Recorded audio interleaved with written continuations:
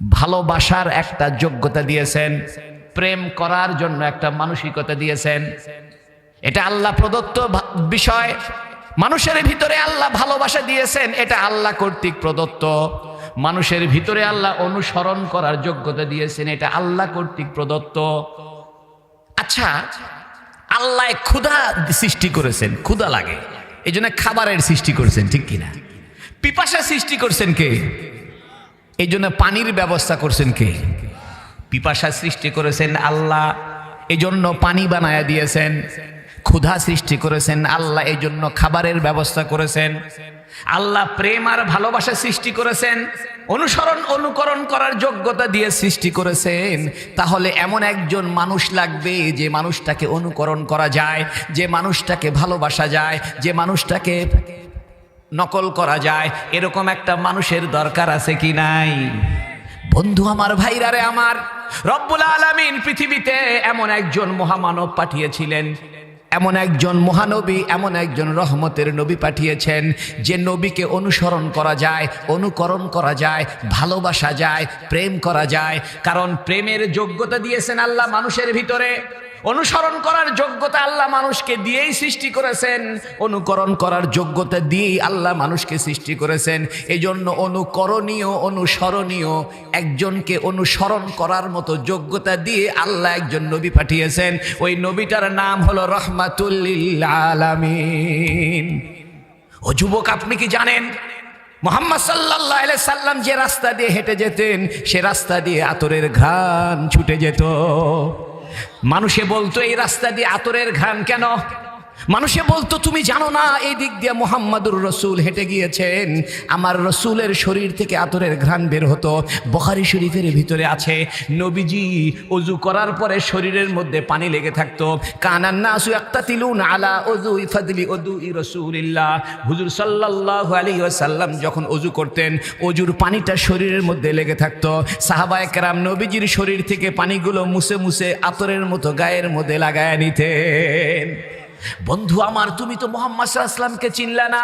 তুমি তো আইয়ুব বাচ্চুকে নিয়ে ব্যস্ত, তুমি তো হুমায়ুন আহমেদকে নিয়ে ব্যস্ত, তুমি তো দুনিয়ার তালবাহানা নিয়ে ব্যস্ত, তুমি তো ক্রিকেট খেলোয়াড়কে নিয়ে ব্যস্ত, তুমি সাকিব আল হাসানকে নিয়ে ব্যস্ত, তুমি তো মুহাম্মদ সাল্লাল্লাহু আলাইহি ওয়াসাল্লামকে চিনলা না।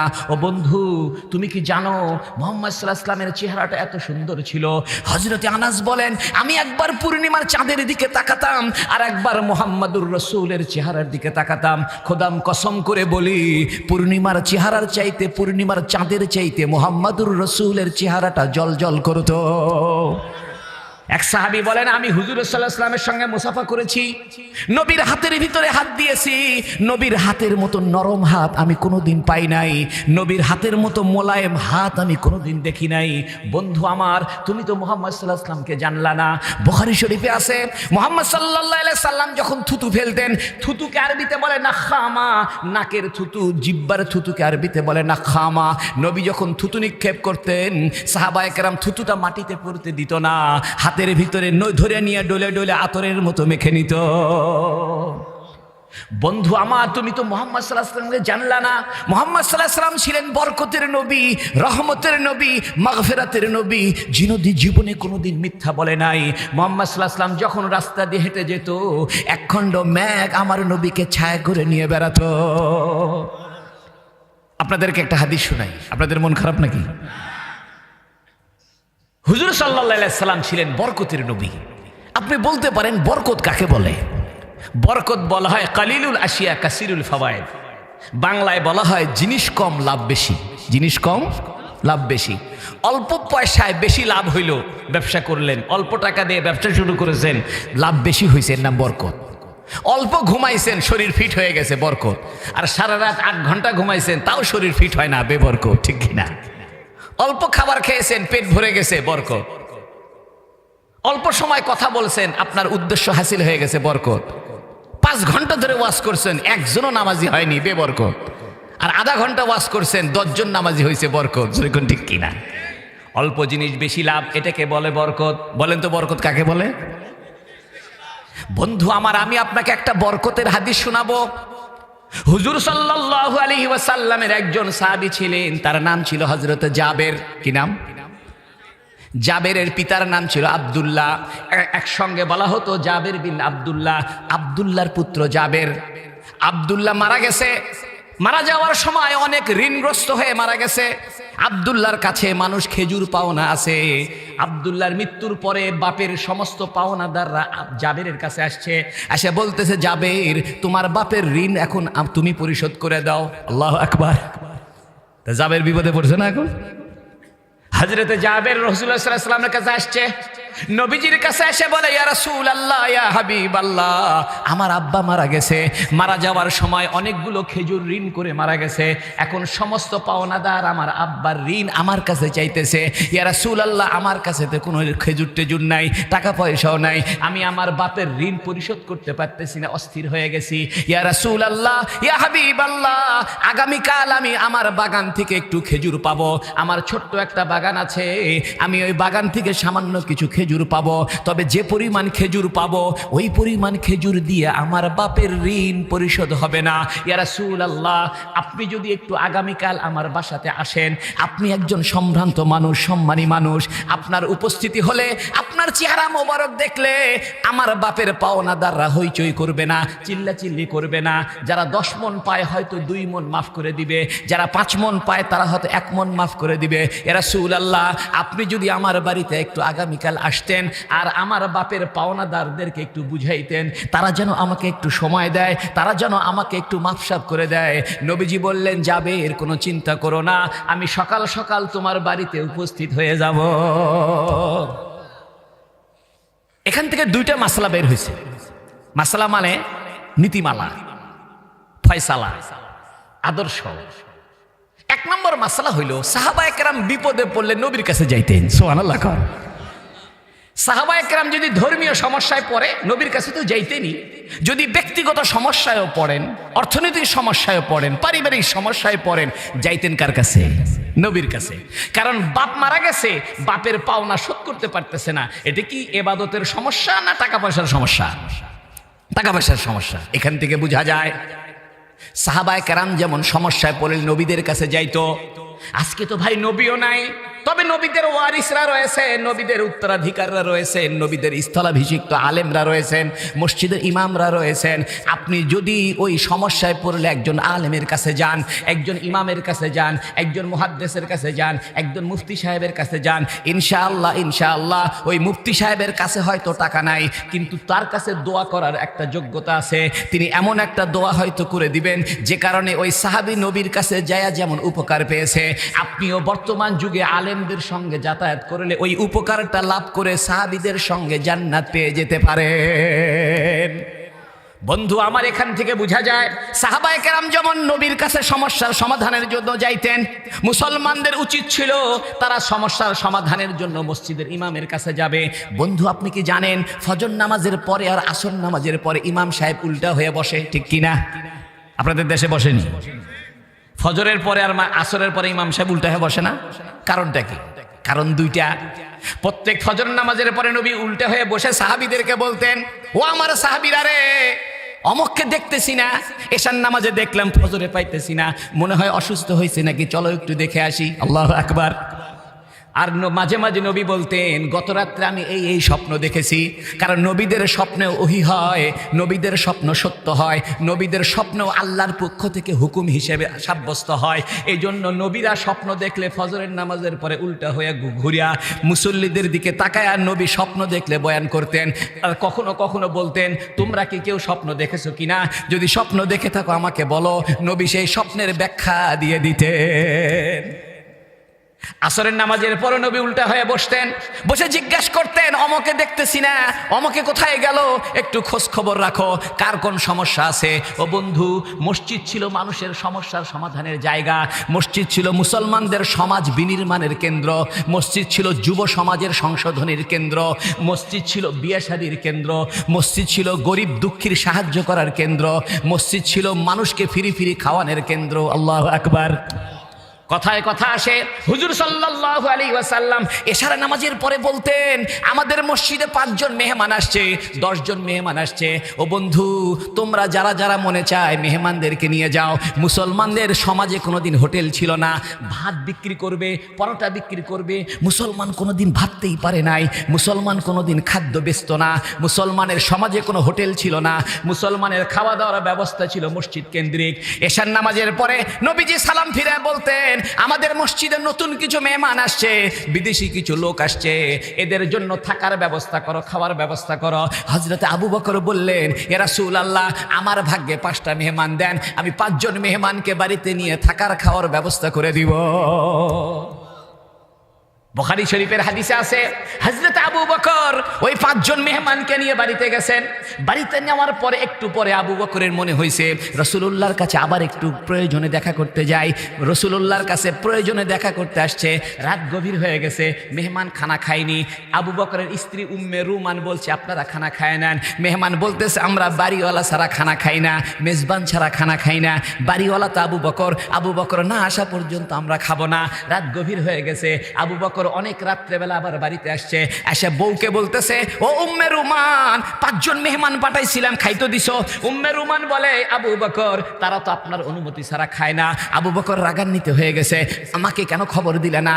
আমার জন্য মেহমান কষ্ট পাচ্ছে, আমাকে একটু খবর দিতে আমি তাড়াতাড়ি চলে আসতাম। গভীর রাত্রে 5 জন মেহমানের সাথে আবু বকর খাইতে বসছে। আবু বকর বলে, যতই মেহমান খাইতেছে আমি দেখতেছি খেজুরের বিচি আর খেজুরের স্তূপ প্লেটের নিচ থেকে যতই খায় ততই খেজুর বৃদ্ধি পায়। এই খেজুরের প্লেট সকালবেলা আবু বকর রাদিয়াল্লাহু আনহু নবীজির কাছে নিয়ে গেছে, বলছে, ইয়া রাসূলুল্লাহ আজকে একটা আজব ঘটনা ঘটলো। 5টা মেহমানকে দাওয়াত দিছিলাম, খাওয়া দাওয়া বেশি ছিল না, মেহমান যতই খায় প্লেটের নিচ থেকে খেজুর খালি ভুরভুর করে বাইর হয়। নবী মুস্কি হাসি বলে, এটা মেহমানের বরকত। জোরে কোন সুবহানাল্লাহ। আজকে আমাদের দেশে মেহমান দেখলে আমরা ভয় পাই।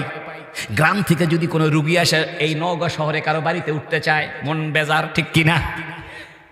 মনে করেন গ্রাম দেশ থেকে অসুস্থ হয়েছে, সে অসুস্থ রুগীকে নিয়ে আপনার বাড়ি নওগাঁ শহরে, এখন আপনার বাড়িতে উঠতে চায়, 2-3 দিন থাকবি, তা আপনার মন খারাপ। আপনি খালি চিন্তা করেন চা বিস্কুট খাই বিদায় হলেই বাসি, ঠিক কিনা? মেহমানদারি চলে গেছে, খাওয়া দাওয়া চলে গেছে। আগে এক বাড়িতে ইলিশ মাছ রান্না হলে আশেপাশের বাড়িতে দিত, এক বাড়িতে পিঠা তৈরি হলে আরেক বাড়িতে দিত, ইফতারের আগে দিয়া এক বাড়ির ইফতার 5 বাড়িতে বন্টন করত। এখন কেউ কার খবর রাখে না, সব ফ্ল্যাটের বাসিন্দা, 2 তলার ফ্ল্যাটের লোক 3 তলার ফ্ল্যাটের খবর রাখে না, উপরতলার লোক নিচতলার খবর রাখে না, সবাই সাহেব হয়ে গেছে, সবাই ব্যস্ত হয়ে গেছে, মেহমানদারি করার কোনো চান্স আর আমাদের ভিতরে নাই। হযরত জাবেরের আব্বার নাম কি? আব্দুল্লাহ। বেঁচে আছে না মারা গেছে? মাশাআল্লাহ, ঋণগ্রস্ত হয়ে মারা গেছে, মনে আছে তো আপনাদের? তো হযরত জাবের রাদিয়াল্লাহু আনহু নবীজিকে এসে বললেন, ইয়া রাসূলুল্লাহ আমার আব্বা মারা গেছে, পাওনাদার আমাকে চাপাচাপি করে, তা আপনি যদি একটু আমার বাড়িতে উপস্থিত হন, তা আপনার চেহারা দেখা, আপনার উপস্থিতি দেখা মানুষ হইচই করবে না, চিল্লাচিল্লি করবে না। জোরে কর না সুবহানাল্লাহ। বাস্তব কথা শোনেন, হুজুর সাল্লাল্লাহু আলাইহি সাল্লাম এমন সম্ভ্রান্ত ছিলেন, এমন ভদ্র মানুষ ছিলেন, এমন প্রভাব সম্পন্ন মানুষ ছিলেন, এমন ব্যক্তিত্ব ছিল, যেখানে ঝগড়া লাগছে নবীজি যদি সেখানে দাঁড়াতেন, সঙ্গে সঙ্গে 2 জনের ঝগড়া বন্ধ হয়ে যায়।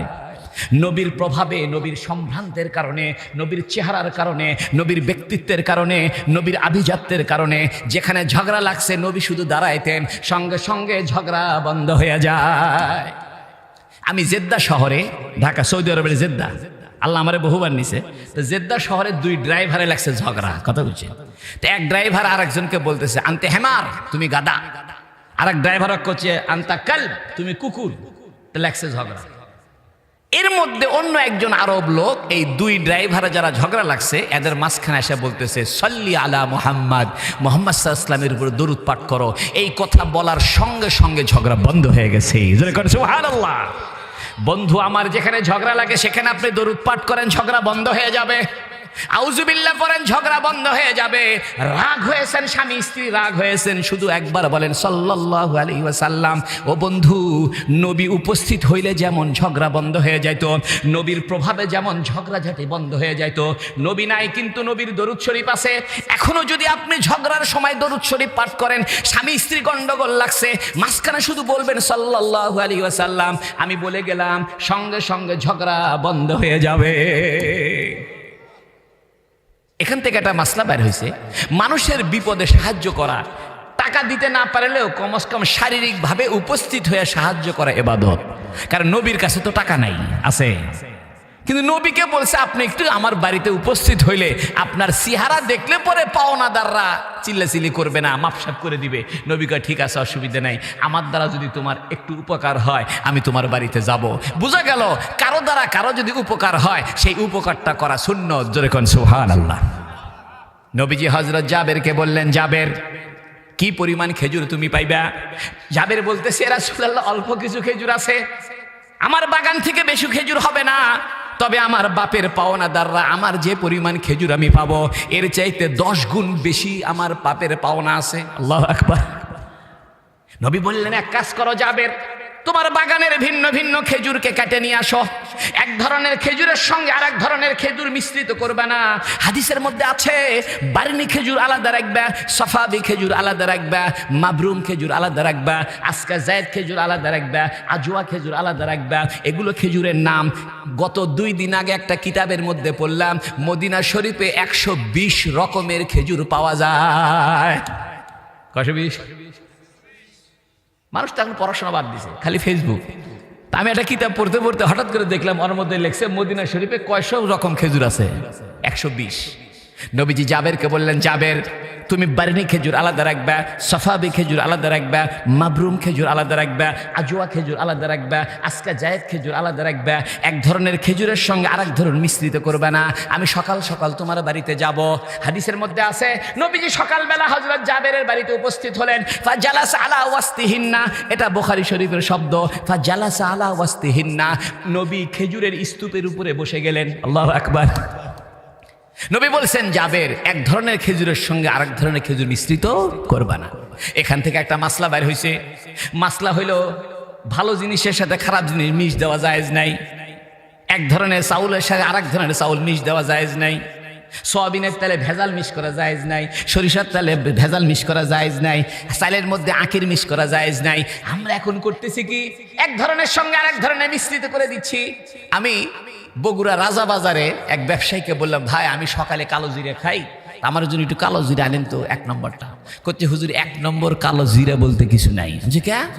করছে, অরিজিনাল কালো জিরা তো ওষুধ কোম্পানিওয়ালা কিনে নেয়, কারণ কালো জিরা ছাড়া কোনো ওষুধ তৈরি হয় না। হাদিসের মধ্যে নবী বলেছেন, লিকুল্লি দাইন দাওয়াউন, আল হাব্বাতু সাউদা লিকুল্লি দাইন দাওয়া ইল্লাল মাউত। নবী বলছেন, কালো জিরা মৃত্যু ছাড়া সব রোগের ওষুধ। সুবহানাল্লাহ। আমরা তো নবীর সুন্নত জানলাম না। আজকে থেকে নিয়ত করেন, সকালবেলা খালি পেটে কালো জিরা খাবেন, আর 1 চামচ মধু খাবেন, আর 1 মগ পানি খাবেন। দেখবেন আপনার শরীর কেমন তাজা থাকে, আপনার শরীরের যৌনতা কত ভালো থাকে, ফিজিক্যাল ভাবে আপনি টাইট থাকবেন। আপনি তো খালি উল্টাপাল্টা খাওয়া দাওয়া করেন, নবীর সুন্নত মতো খাওয়া তো আপনার ভিতরে নাই। হাদিসের মধ্যে আছে, কালো জিরা খাও, মধু খাও, আখরুট বাদাম খাও। আমরা তো এগুলো কিচ্ছু খাই না।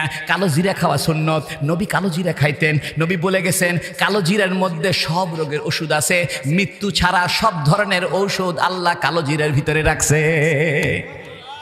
আমি ওই বাজারের লোকটাকে বললাম যে, ভাই আমাকে একটু ভালো কালো জিরা দিয়েন। করছে, হুজুর কালো জিরা অরিজিনাল পাবেন না। করছে, যদি 1 পোয়া কালো জিরা, 1 সের কালো জিরা থাকে 1 কেজি, এর মধ্যে 750 গ্রামই ভেজাল। আমি কেন? যে পাকিস্তান থেকে এক ধরনের দানা পাওয়া যায়, কালো জিরার মতো সাইজ, একটু কোনা বাইর হয়ে আছে। এগুলা কালো দিয়া রং করে, রং মায়েরা অরিজিনাল কালো জিরার সাথে মিশ করে বেছে। আমরা বাঁচবো কয়দিন? এখন দেখা যায় 45 বছরের যুবক ছেলে হার্ট অ্যাটাক করে, ব্রেন স্ট্রোক করে, ডায়াবেটিস হয়ে যাচ্ছে। 25 বছরের যুবক ছেলের ডায়াবেটিস হয়ে যায়। অধিকাংশ মানুষের কোলেস্টেরল হাই, অধিকাংশ মানুষের প্রেশার হাই, কারণ খাওয়া দাওয়া সব ভেজাল। ও বন্ধু, এগুলো বাদ দাও, দুনিয়ার থেকে একদিন চলে যাবে, মৃত্যু তোমাকে গ্রাস করবে। তুমি 2 টাকা কামাই করার জন্য খাদ্যে ভেজাল দিও না। খাদ্যে ভেজাল দেওয়া সবচেয়ে সবচেয়ে জাহান্নামী কাজ, যে খাদ্যে কম মাপ দেওয়া সবচেয়ে জাহান্নামী কাজ। যে ব্যক্তি ভেজাল দিবে খাদ্যে, ওজনে ভেজাল দিবে, ওজনে কম দিবে, খাদ্যে ভেজাল দিবে, জীবনে সে জান্নাতের ঘ্রাণ পাবে না। তাই নবীজি বললেন, জাবের তুমি এক ধরনের খেজুরের সঙ্গে আর এক ধরনের খেজুর মিশ্রিত করো না, ভিন্ন ভিন্ন খেজুর ভিন্ন ভিন্ন জায়গায় রাখো। আল্লাহু আকবার। কোন কোন হাদিসে আছে সিরাতের কিতাবে, নবীজি ওই খেজুরের স্তূপের উপরে বসে গেলেন, আর কোন হাদিসে আছে একটা কাপড় দিয়ে ঢেকে দিলেন। জোরে কন্যা সুবহানাল্লাহ। এখান থেকে একটা মাসলা বের হয়েছে, কয় চালের বস্তার উপরে, গমের বস্তার উপর, আটার বস্তার উপরে বসে থাকা জায়েজ আছে। আল্লাহু আকবার। ভ্যান গাড়িতে করে আপনি চাউলের বস্তা নিয়ে যাচ্ছেন, এই চাউলের বস্তার উপরে উঠে বসে থাকা কি আছে? কেন? নবী খেজুরের বস্তার উপর বসছে। মনে রাখবেন, নবীর জীবন থেকে আমাদের জীবন, নবীর হাদিস থেকে আমাদের জীবন, নবী যে কথা বলে গেছেন সেখান থেকে আমাদের জীবনের ফয়সালা। নবীর কথাই আমাদের জীবন, নবীর কথাই হলো ইসলাম, নবীর কথাই হলো আমাদের জন্য মাসলা মাসাইল। ও বন্ধু, হাদিসের প্রত্যেকটা অংশ অংশ থেকে আমাদের জন্য শিক্ষা বের হয়। নবীজি যেহেতু খেজুরের স্তূপের উপরে বসে গেছেন, খেজুরের ঢিবির উপরে, খেজুরের বস্তার উপরে বসেছেন, এখান থেকে মাসলা বাইর হয়েছে খাদ্যদ্রব্যের বস্তার উপরে বসা জায়েজ আছে। যেমন চাউলের বস্তার উপরে বসা জায়েজ, আটার বস্তার উপরে বসা জায়েজ, গমের বস্তার উপর, আলুর বস্তার উপরে বসে থাকা জায়েজ আছে। জোরে কোন সুবহানাল্লাহ। নবীজি বললেন, জাবের এইবার বিসমিল্লাহ বলে বলে খেজুর মাপো। আল্লাহু আকবার। নবীজি খেজুরের বস্তার উপরে বসে আছেন, কাপড় দিয়ে খেজুরে ঢেকে দিয়েছেন, আর জাবেরকে বলতেছে, জাবের আমি বসে থাকলাম, তুমি বিসমিল্লাহ বলে বলে দাড়িপাল্লা দিয়ে খেজুর মাপতে থাকো আর তোমার বাপের ঋণ পরিশোধ করতে থাকো। হযরত জাবেরে বলে, জাবেরে বলতেছে, আমি সকাল থেকে বিসমিল্লাহ বলে বলে মাপতেছি আর খেজুর বন্টন করতেছি, খেজুর বন্টন করতেছি। সকাল থেকে দুপুর পর্যন্ত আমার বাপের পাওনাদাররা সবাই হাজির হইল, একের পর এক পাওনাদার আসতেছে, আমি মাপতেছি আর খেজুর দিয়ে দিচ্ছি, মাপতেছি আর খেজুর দিয়ে দিচ্ছি। দিতে দিতে দিতে দিতে আমার বাপের সব পাওনাদার পরিশোধ হয়ে গেল। হুজুর সাল্লাল্লাহু আলাইহি ওয়াসাল্লাম আমাকে বললেন, জাবের আমি কি এখন যাইতে পারি? আল্লাহু আকবার। এখান থেকে দুইটা মাসলা বের হয়েছে। এক নম্বর মাসলা হলো, যে কোনো কাজের মধ্যে বিসমিল্লাহ বলবেন তো কাজটা বরকত হবে, রহমত হবে। জোরে কোন সুবহানাল্লাহ। নবীজি জাবেরকে বলছেন, জাবের দাড়িপাল্লা দিয়ে কি বলে বলে মাপে দাও? জোরে বলেন না। হাদিস শরীফে আছে, কুল্লু আমরিন জিবালিন লাম ইউবদা বিবিসমিল্লাহ ফাহুয়া আজজা আও ওয়াক্তা। নবীজি বলেছেন, প্রত্যেক গুরুত্বপূর্ণ কাজের মধ্যে বিসমিল্লাহ বলো। তিরমিজি শরীফের হাদিসের মধ্যে আছে, তুমি জানালা বন্ধ করার সময় বিসমিল্লাহ বলো, দরজা বন্ধ করার সময় বিসমিল্লাহ বলো, কলসির মুখটাকে 30 দিয়ে ঢেকে রাখো, ঢাকনা দিয়ে ঢেকে রাখো, যদি ঢাকনা না পাও কমস কম একটা লাঠি দিয়ে হলেও ঢাকনা দিয়ে মতো করে ঢেকে রাখো, বিসমিল্লাহ বলো। হাদিস শরীফে আছে, যে ব্যক্তি দরজা বন্ধ, জানালা বন্ধ করার সময় বিসমিল্লাহ বলে বন্ধ করবে, ওই ঘরের মধ্যে ওই রাত্রেবেলা কোনো শয়তান জিন প্রবেশ করতে পারবে না। আজকে থেকে নিয়ত করেন, জুতা পায়ে দিতে বলবো বিসমিল্লাহ, ঘরে ঢুকতে বলবো বিসমিল্লাহ, সালাম দিয়ে ঢুকবো, প্রত্যেকটা কাজের মধ্যে বিসমিল্লাহ, ওযু করার সময় বিসমিল্লাহ, মেসওয়াক করার সময় বিসমিল্লাহ, খানা খাওয়ার সময় বিসমিল্লাহ, অর্থাৎ আল্লাহর নাম নিয়ে প্রত্যেক কাজ করব। দোকানদারি করতেছেন বিসমিল্লাহ, সাইকেল উঠছেন বিসমিল্লাহ, হুন্ডার কিক মারতেছেন বিসমিল্লাহ, দোকানের চাবি খুলতেছেন বিসমিল্লাহ, ঘরের দরজা খুলতেছেন বিসমিল্লাহ, গ্লাসের পানি দিয়ে পানি খাচ্ছেন বিসমিল্লাহ, চা খাইতেছেন বিসমিল্লাহ, কলা খাইতেছেন বিসমিল্লাহ, বিস্কুট খাইতেছেন বিসমিল্লাহ। ও বন্ধু আমার, এগুলো ইসলাম, এগুলো সুন্নত। আপনি যদি জবানে জবানে বিসমিল্লাহ বলতে থাকেন, প্রত্যেক কাজে কাজে বিসমিল্লাহ বলতে থাকেন, ওই কাজটা পরিপূর্ণ হবে, রহমত হবে, বরকত হবে, শান্তিময় হয়ে যাবে। নবী হযরত জাবেরকে বলছে, তুমি খেজুরগুলো মাপে দাও। কি বলে বলে? হযরতে জাবের রাদিয়াল্লাহু আনহু বিসমিল্লাহ বলে বলে খেজুর মাপতেছে আর তার বাপের পাওনা পরিশোধ করে। সকাল থেকে দুপুর পর্যন্ত হযরত জাবেরের আব্বার সমস্ত ঋণ পরিশোধ হয়ে গেল। নবী বললেন, আমি কি এখন যাইতে পারি? মুস্কি হাসি দিয়া হযরত জাবের বললেন, ইয়া রাসূলুল্লাহ, বহু কষ্ট করলেন, সকাল থেকে দুপুর পর্যন্ত ছিলেন, এখন যাইতে পারেন, কোনো অসুবিধা নাই। আল্লাহু আকবার। এখান থেকে আরেকটা মাসলা বের হয়েছে, বলবো আপনাদের মন খারাপ? আজ কোনো কিচ্ছা কাহিনী নাই, আমি খালি আজ হাদিস শোনাবো। জোরে কোন সুবহানাল্লাহ। এই যে এখানে মুহাদ্দিস সাহেব বসে আছে, নবীর হাদিসের বাইরে একটা ওয়াজও করবো না। জোরে কোন আমিন। এখান থেকে একটা মাসলা বের হয়েছে। মাসলাটা হলো, আপনার বাড়িতে যদি কেউ বেড়াইতে আসে, অথবা আপনি যদি কোনো বাড়িতে বেড়াইতে যান, তাহলে বাড়িওয়ালার অনুমতি ছাড়া যাওয়া জায়েজ নাই। আল্লাহু আকবার। কারণ নবীজি কার বাড়িতে আসছে? জাবেরের বাড়িতে। আর যাওয়ার সময় জাবেরকে বলতেছে, জাবের আমি কি যাইতে পারি, যাব? বোঝা গেল আপনি যদি কোনো বাসায় বেড়াতে যান, চা বিস্কুট খাইতে দিছে, খাইয়ে দেয়, ওকে না বলে চলে আসলেন, এটা মাকরুহ, এটা অপছন্দনীয় কাজ। যে বাসায় বেড়াতে গেছেন আসার সময় বলে আসতে হবে যে ভাই আমি গেলাম, থাকেন। নবীও যাওয়ার সময় বলতেছে, জাবের আমি কি যাইতে পারি? হযরত জাবের বললেন, ইয়া রাসূলুল্লাহ যাইতে পারেন, অসুবিধা নাই। এখন হযরত জাবের মনে মনে ভাবতেছে, বাপের ঋণ তো সব পরিশোধ হয়ে গেল, দেখি তো আর কতটুকু খেজুর বাকি আছে, আমারও তো খাওয়া দাওয়া লাগবে, সারা বছর আমারও তো খেজুরের দরকার, দেখি কি পরিমাণ খেজুর আছে। হযরত জাবের বলে, আমি কাপড়টা তুলে দেখি, সকালবেলা যে পরিমাণ খেজুর ছিল এখনো সেই পরিমাণই আছে।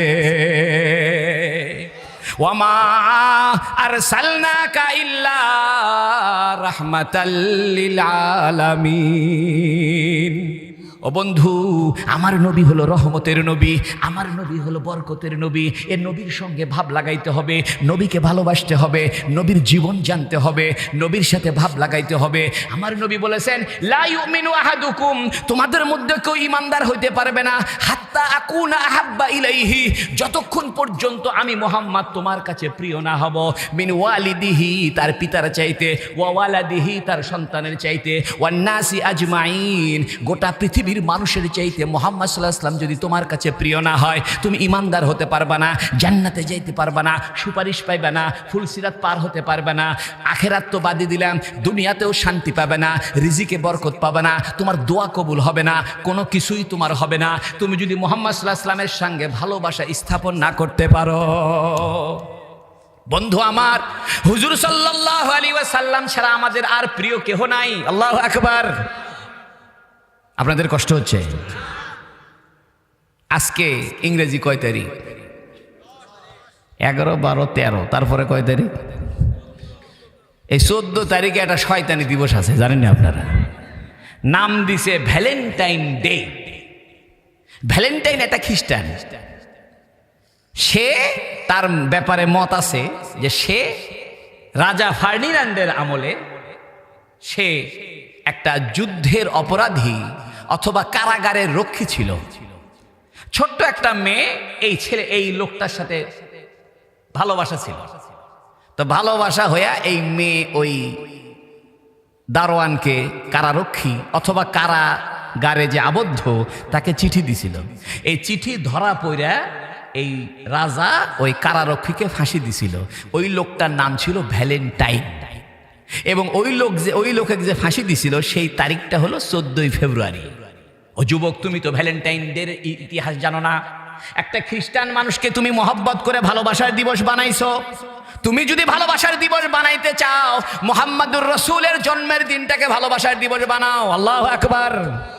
ও বন্ধু, তুমি ভ্যালেন্টাইন ডে দিবসে তুমি তোমার নায়িকাকে গোলাপ ফুল কিনে দিচ্ছ, তুমি তোমার লাভারের জন্য মেসেজ দিতেছ, তুমি তোমার প্রেমিকার জন্য মেসেজ দিতেছ, উইশ করতেছ, আই লাভ ইউ, তুমি আই লাভ ইউ মেসেজ দিচ্ছ। ও বন্ধু, তুমি তো মুহাম্মদ সাল্লাল্লাহু আলাইহি ওয়াসাল্লামকে মেসেজ দিতে পারবা না, তুমি তো মুহাম্মদ সাল্লাল্লাহু আলাইহি ওয়াসাল্লামকে ভালোবাসতে চিনলে না।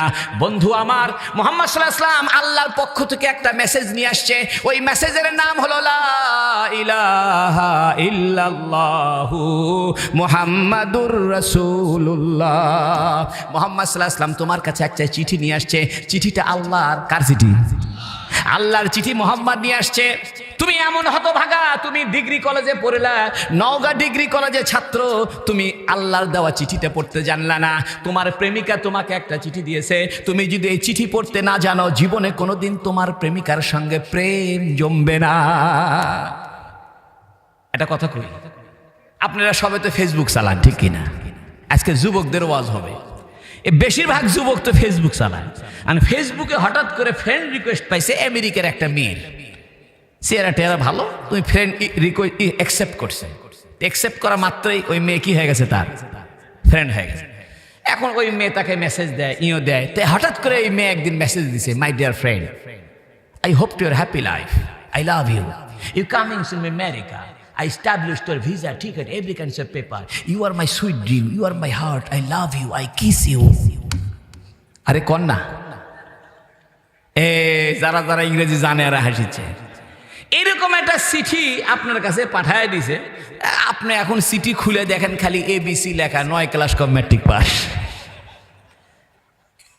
তাহলে ওই মেয়ের সাথে জীবনে আপনার প্রেম হবে? এই চিঠি যদি আপনি ভাঁজ করে পকেটে না সারাদিন ঘুরে বেড়ান আর লাল কাপড় দিয়ে চিঠি পেঁচে আলমারির মাথার উপর থুয়ে দেন আর চুমা খান, কোনো লাভ আছে?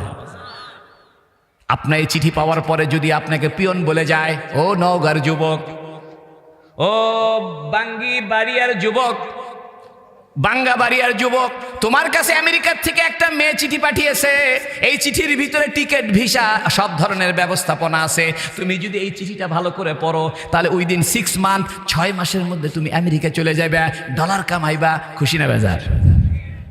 আপনাদেরকে যদি একটা একটা করে আমেরিকার ভিসা দেওয়া হয়, মন খারাপ নেই আপনাদের? 3 লাখ পারবে, রে বাপরে বাপ, আমেরিকা যাবো, ওয়াশিংটন ডিসি, $1 কামাই করলে 120 টাকা, তারপরে 2 বছর পরে নওগাঁ শহরে আসবে। এ বন্ধু আমার, এ চিঠির ভিতরে অসংখ্য কথা লেখা আছে, এ চিঠির ভিতরে হাজার বছরের ইতিহাস লেখা আছে, এ চিঠির ভিতরে যুদ্ধের কথা আছে, এ চিঠির ভিতরে ভালোবাসার কথা আছে, এ চিঠির ভিতরে ক্রন্দনের কথা আছে, এ চিঠির ভিতরে প্রেমের কথা আছে। তুমি এই চিঠিটা যদি না জানো, জীবনে রাসূলের সঙ্গে আল্লাহর সঙ্গে প্রেম হবে না। আল্লাহ তোমাকে চিঠিতে বলতেছে আলিফ লাম মিম যালিকাল কিতাব, এটা একটা চিঠি, এটা একটা গ্রন্থ, লা রাইবা ফি, কোনো ভুল নাই, কোনো সন্দেহ নাই, হুদাল লিল মুত্তাকিন, যারা আল্লাহকে ভয় করে তাদের জন্য জান্নাতের রাস্তা এই চিঠি দেখায়া দিবে। মুত্তাকি কারা? আল্লাযীনা ইউমিনুনা বিল গায়ব, যারা গায়েবের প্রতি বিশ্বাস করে, যারা গায়েবের প্রতি বিশ্বাস করে, আল্লাযীনা ইউমিনুনা বিল গায়ব ওয়া ইউকিমুনাস সালাহ, যারা 5 ওয়াক্ত নামাজ পড়ে, এই চিঠি তাদেরকে জান্নাতে নিয়ে যাবে। ও বন্ধু, তুমি তো গায়েবকে চিনলা না, তুমি অদৃশ্য জানলা না, তুমি কুদরত বুঝলা না।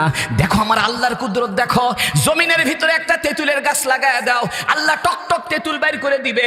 2 হাত পরে একটা খেজুরের গাছ লাগায় দাও, আল্লাহ মিষ্টি মিষ্টি রস বাইর করে দিবে। 3 হাত পরে একটা কাঁচামরিচের গাছ লাগায় দাও, ঝাল ঝাল কাঁচামরিচ বের করবে। ও বন্ধু, মাটির নিচে কোনো কাঁচামরিচের ফ্যাক্টরি নাই, মাটির নিচে কোনো টমেটোর ফ্যাক্টরি নাই, মাটির নিচে কোনো ধানের গোডাউন নাই, মাটির ভিতর থেকে ঝাল বাইর হয়, টক বাইর হয়, মিষ্টি বাইর হয়, আলু বাইর হয়, পেঁয়াজ বাইর হয়, টমেটো বাইর হয়। এই যে এত কিছু বের করে, এগুলো বের করে কে? আল্লাহ পাক বলেন, আনতুম তাখলুকুনাহু আম নাহনুল খালিকুন, তুমি সৃষ্টি করেছো নাকি আমি সৃষ্টি করি?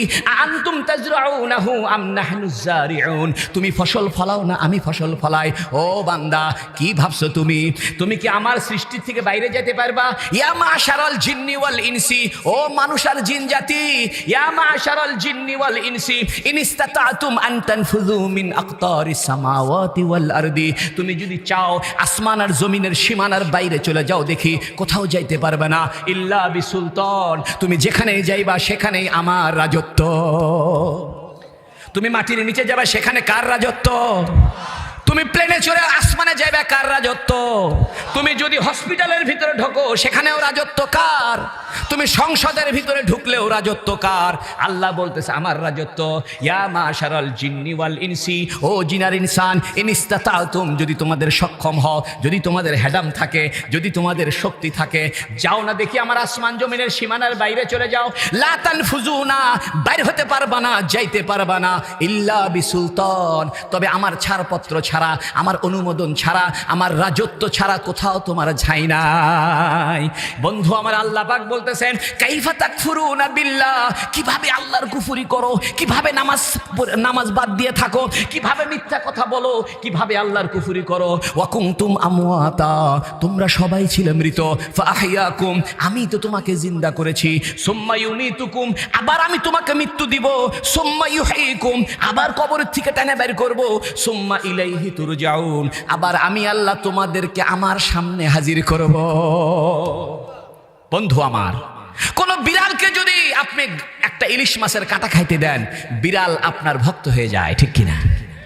একটা কুকুরকে যদি আপনি গোশতের এক টুকরা নিক্ষেপ করেন, ওই কুকুর আপনাকে চিনে ফেলে, আপনার পিছনে পিছনে যায়, লেজ নাড়ে আর আপনার পিছনে পিছনে দৌড়ায়, কারণ কুকুর বুঝে এই লোকটা আমাকে ভালোবাসে দেখে এক টুকরা গোশত দিছে, ঠিক কিনা? বিড়ালকে যদি আপনি একটু দুধ খাইতে দেন, মাছের কাঁটা খাইতে দেন, বিড়াল বুঝতে পারে এই লোক আমাকে ভালোবাসে, মেয়ে মেয়ে করে আর আপনার পিছনে পিছনে ঘোরে, আপনার কোলের মধ্যে এসে বসার চেষ্টা করে। ও বন্ধু আমার, আল্লাহ আপনাকে জমিন ফাটায় ধান বের করে খাওয়ায়, গরুর ভিতর থেকে দুধ বের করে খাওয়ায়, খেজুরের গাছ থেকে রস বের করে খাওয়ায়, মৌমাছির ভিতর থেকে মধু বের করে খাওয়ায়। ওই আল্লাহর জন্য 5 ওয়াক্ত নামাজ পড়ার দরকার আছে কিনাই বলে? বন্ধু আমার, আজকে থেকে নিয়ত করো যুব সমাজ, 5 ওয়াক্ত নামাজ ছাড়বা না, আল্লাহর গোলামি করো, আল্লাহর কাছে সেজদায় পড়ে যাও, আল্লাহর সাথে ভাব লাগাও, আল্লাহকে তোমার গোপন কথাটা বলো। তোমার বিসিএস পরীক্ষা দিতে হবে, তুমি আল্লাহকে বলো। তোমার সুন্দরী একটা বউ লাগে, আল্লাহকে বলো। তোমার চাকরি লাগে, তুমি আল্লাহকে বলো। তোমার সুস্থতা লাগে, তুমি আল্লাহকে বলো। তুমি তো আল্লাহকে বলো না, তোমার সাথে আল্লাহর কোনো যোগাযোগ নাই, আল্লাহর সাথে কোনো কথাবার্তা নাই, অথচ আল্লাহ পাক বলতেছে উদউনি আস্তাজিব লাকুম, আমাকে ডাকো, যখনই ডাকবা তুমি একবার ডাকবা, আমি আল্লাহ তোমাকে 10 বার স্মরণ করব। ও বন্ধু, আসেন না আল্লাহর সাথে ভাব জমাই, আল্লাহর সঙ্গে মহব্বত লাগাই। একটা কাজ করেন না, 24 ঘন্টা আল্লাহ আল্লাহ জিকির করেন। রাস্তা দিয়ে হেঁটে যেতেছেন, আল্লাহ আল্লাহ আল্লাহ আল্লাহ আল্লাহ। ও স্কুলের ছাত্র, ও কলেজের ছাত্র, কলেজে যাইতেছো, মুখটা বন্ধ রাখিও না, আল্লাহ আল্লাহ আল্লাহ জিকির করো। আমার মা বোনেরা রে, বাড়িতে বসে বসে তরকারি কাটতেছেন, আল্লাহ আল্লাহ বলতে থাকেন। বাড়িতে বসে বসে কাপড় ধুইতেছেন, আল্লাহ আল্লাহ বলতে থাকেন। ও বন্ধু, যে ব্যক্তি আল্লাহ আল্লাহ করে, হাদিসের মধ্যে আছে কাল কিয়ামতের ময়দানে লোকটা হাসতে হাসতে জান্নাতে চলে যাবে। বন্ধু আমার, আল্লাহকে ভুলে যাও না। আল্লাহ বলতেছে বান্দা আমাকে ভুলিও না। কাইফা তাকফুরুনা বিল্লাহ, কিভাবে আল্লাহর অস্বীকার করো, কিভাবে আল্লাহর কুফরি করো, কেন আমার কুফরি করো। ওয়া কুনতুম আমওয়াতা, তোমরা তো সবাই মৃত ছিলে, তোমাদের কোনো অস্তিত্ব ছিল না, আমি তো তোমাকে পৃথিবীতে টেনে বের করছি। তোমার মায়ের পেটের ভিতর থেকে আমি তো তোমাকে বের করছি, মায়ের পেটের ভিতরে আমি তো তোমাকে খাওয়াইতাম। শিশু হওয়ার পরে তোমার তো কোনো খাবারের যোগ্যতা ছিল না, আমি কুদরতিভাবে তোমার মায়ের স্তন থেকে তোমার খাবারের ব্যবস্থা করেছি। ও যুবক, তাই মায়ের সঙ্গে খারাপ ব্যবহার করিও না, বাপের সঙ্গে খারাপ ব্যবহার করিও না। যে ব্যক্তি মা বাপের সঙ্গে খারাপ ব্যবহার করে, জিন্দেগিতে জান্নাত পাবে না, কোনোদিন রিজিকের মধ্যে বরকত হবে না। আল্লাহ পাক কোরআনে বলেছেন ওয়ালা তাকুল্লাহুমা উফিউ, মা বাপকে শব্দটা বলো না। ওয়ালা তাকুল্লাহুমা উফিউ ওয়ালা তানহারহুমা, তাদেরকে ধমক দিও না। ওয়াকুল্লাহুমা কাওলান কারীমা, মা বাবার সঙ্গে ভদ্র নরম কথা বলো। তুমি তো এখন বিয়ে করে বউয়ের বুদ্ধি শুনে মায়ের বিরুদ্ধে গেছো, ঠিক কিনা? বিয়ে করার পরে বউ হয়েছে তোমার আপন, মা হয়েছে তোমার পর, বন্ধু বান্ধব তোমার আপন, তোমার বাপ হয়েছে তোমার শত্রু, ঠিক কিনা? সারাদিন খালি ওই ঘোরো আর ঘোরো, ওই নগা খালি নগা টালটু করে ঘোরো। বন্ধু বান্ধবকে সাথে দোস্ত চলো তো চা খায় আসি, তুমি চলে গেলে ওই নওজোয়ান মাঠে যা চা খাচ্ছ। তোমার বাপে বলতেছে বাবা একটু বাজারে যা তো, কয় সময় নাই, ঠিক কিনা জোরে কন। ও যুবক, তোমার বাপ মা তোমার শত্রু নয়। তুমি তো এখন মনে করছো আমার বাপ মা আমাকে দেখতে পারে না। তোমার ভালোর জন্য তোমার বাপ মা তোমাকে শাসন করে, তোমার ভালোর জন্য তোমার বাপ মা তোমাকে মোবাইল টিপতে নিষেধ করে। ও যুবক, মোবাইলে সময় কম দাও, বেশি সময় মোবাইলে ব্যয় করো না। মোবাইলের মধ্যে জুয়া খেলো না, IPL এর জুয়া খেলো না। আজকে মোবাইলের ভিতরে সফটওয়্যারের মাধ্যমে জুয়া খেলা যায়। আজকে দুপুরবেলা একজন লোক আসছে, আমার কাছে আসছে, 5 ওয়াক্ত নামাজ পড়ে, বলতেছে হুজুর আমি একজন ব্যবসায়ী মানুষ, আমি ভুল করে একদিন মোবাইলে জুয়া খেলা শুরু করছি, একজন আমাকে একটা অ্যাকাউন্ট খুলে দিছে, এরপর থেকে আমি জুয়া খেলি, প্রথমবার 40,000 টাকা জিতছি, এরপরে 3 লাখ টাকা হারছি। প্রথমবার জিতছে কয় লাখ টাকা, কয় হাজার, 40,000, এরপরে হারছে কয় লাখ। অথচ একজন ব্যবসায়ী, বগুড়া শহরে একজন ব্যবসায়ী নামাজ পড়ে, আমার পিছে জুমার নামাজ পড়ে, দাঁড়িয়ে আছে, আসা বলতেছে হুজুর আমার জন্য দোয়া করে, আমি খুব বিপদে পড়ছি। কি বিপদ?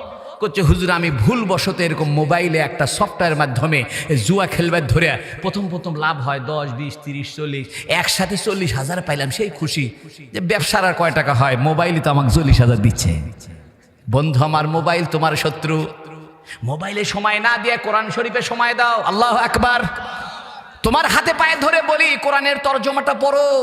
এটা রজব মাসের আজকে 28 তারিখ, আগামীকাল 29 তারিখ, যদি চাঁদ ওঠে পরের দিন হবে 1 তারিখ।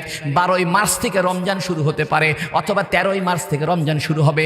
আর একটা মাস আছে রমজানের, তুমি নিজেকে রমজানের জন্য উপযোগী করে তোলো। একটা কোরআন শরীফ কিনে আনো, হুজুরের কাছে কোরআন শরীফ শিখো, কোরআনের বাংলাটা পড়ো, আর আমার রসুলের জীবনীটা পড়ো। রসুলের সঙ্গে ভাব লাগাও, আল্লাহর সঙ্গে ভাব লাগাও। আল্লাহ আর আল্লাহর রসুল ছাড়া তোমার রক্ষাকারী কেহ নাই। ওয়াজ আরো শুনবেন না শেষ করে দিন? চলবে? আল্লাহ আল্লাহ আমারে মাফ করে দাও। আপনারা খুব ভালো। একটা কথা শুনেন, সেটা হলো কি জানেন? হুজুর সাল্লাল্লাহু আলাইহি সাল্লামের সাথে যদি আপনার ভাব হয়ে যায়, নবী আলাইহিস সালামের সাথে যদি আপনার সম্পর্ক হয়ে যায়, দুনিয়াতে আপনি হবেন রাজা, বাদশাহ। যেরকম সুবহানাল্লাহ, কোনো টেনশন থাকবে না। কারণ নবী হলো দু জাহানের বাদশাহ। বাদশার সাথে যার খাতির সেও তো বাদশাহ। যেরকম সুবহানাল্লাহ। তাহলে একটা গল্প মনে করছে, কমনি বলবো? আচ্ছা শোনেন, আমি ইংরেজি শিক্ষিত পরিবারের ছেলে, কথা বলছেন। আমরা 9 ভাই। আমার এক ভাই কানাডার থাকে, এক বোন ওই সিভিল এভিয়েশনের টিচার, আর এক বোন ঢাকা হারমানম্যানের টিচার, আর এক বোন ঢাকা শাইন কলেজের টিচার। এরা সব ঢাকার গাড়ি বাড়ি ফ্ল্যাট টেলাট আছে। আমি একাই গরিব মানুষ, হুজুর মানুষ। তো ছোটবেলায় আমার হাঁপানির বেড়া হয়েছিল। এই জন্য আমার বাপ মায়ে মান্যত করছে, যদি মরে না যায় তখন জামিল মাসাদ দিবি।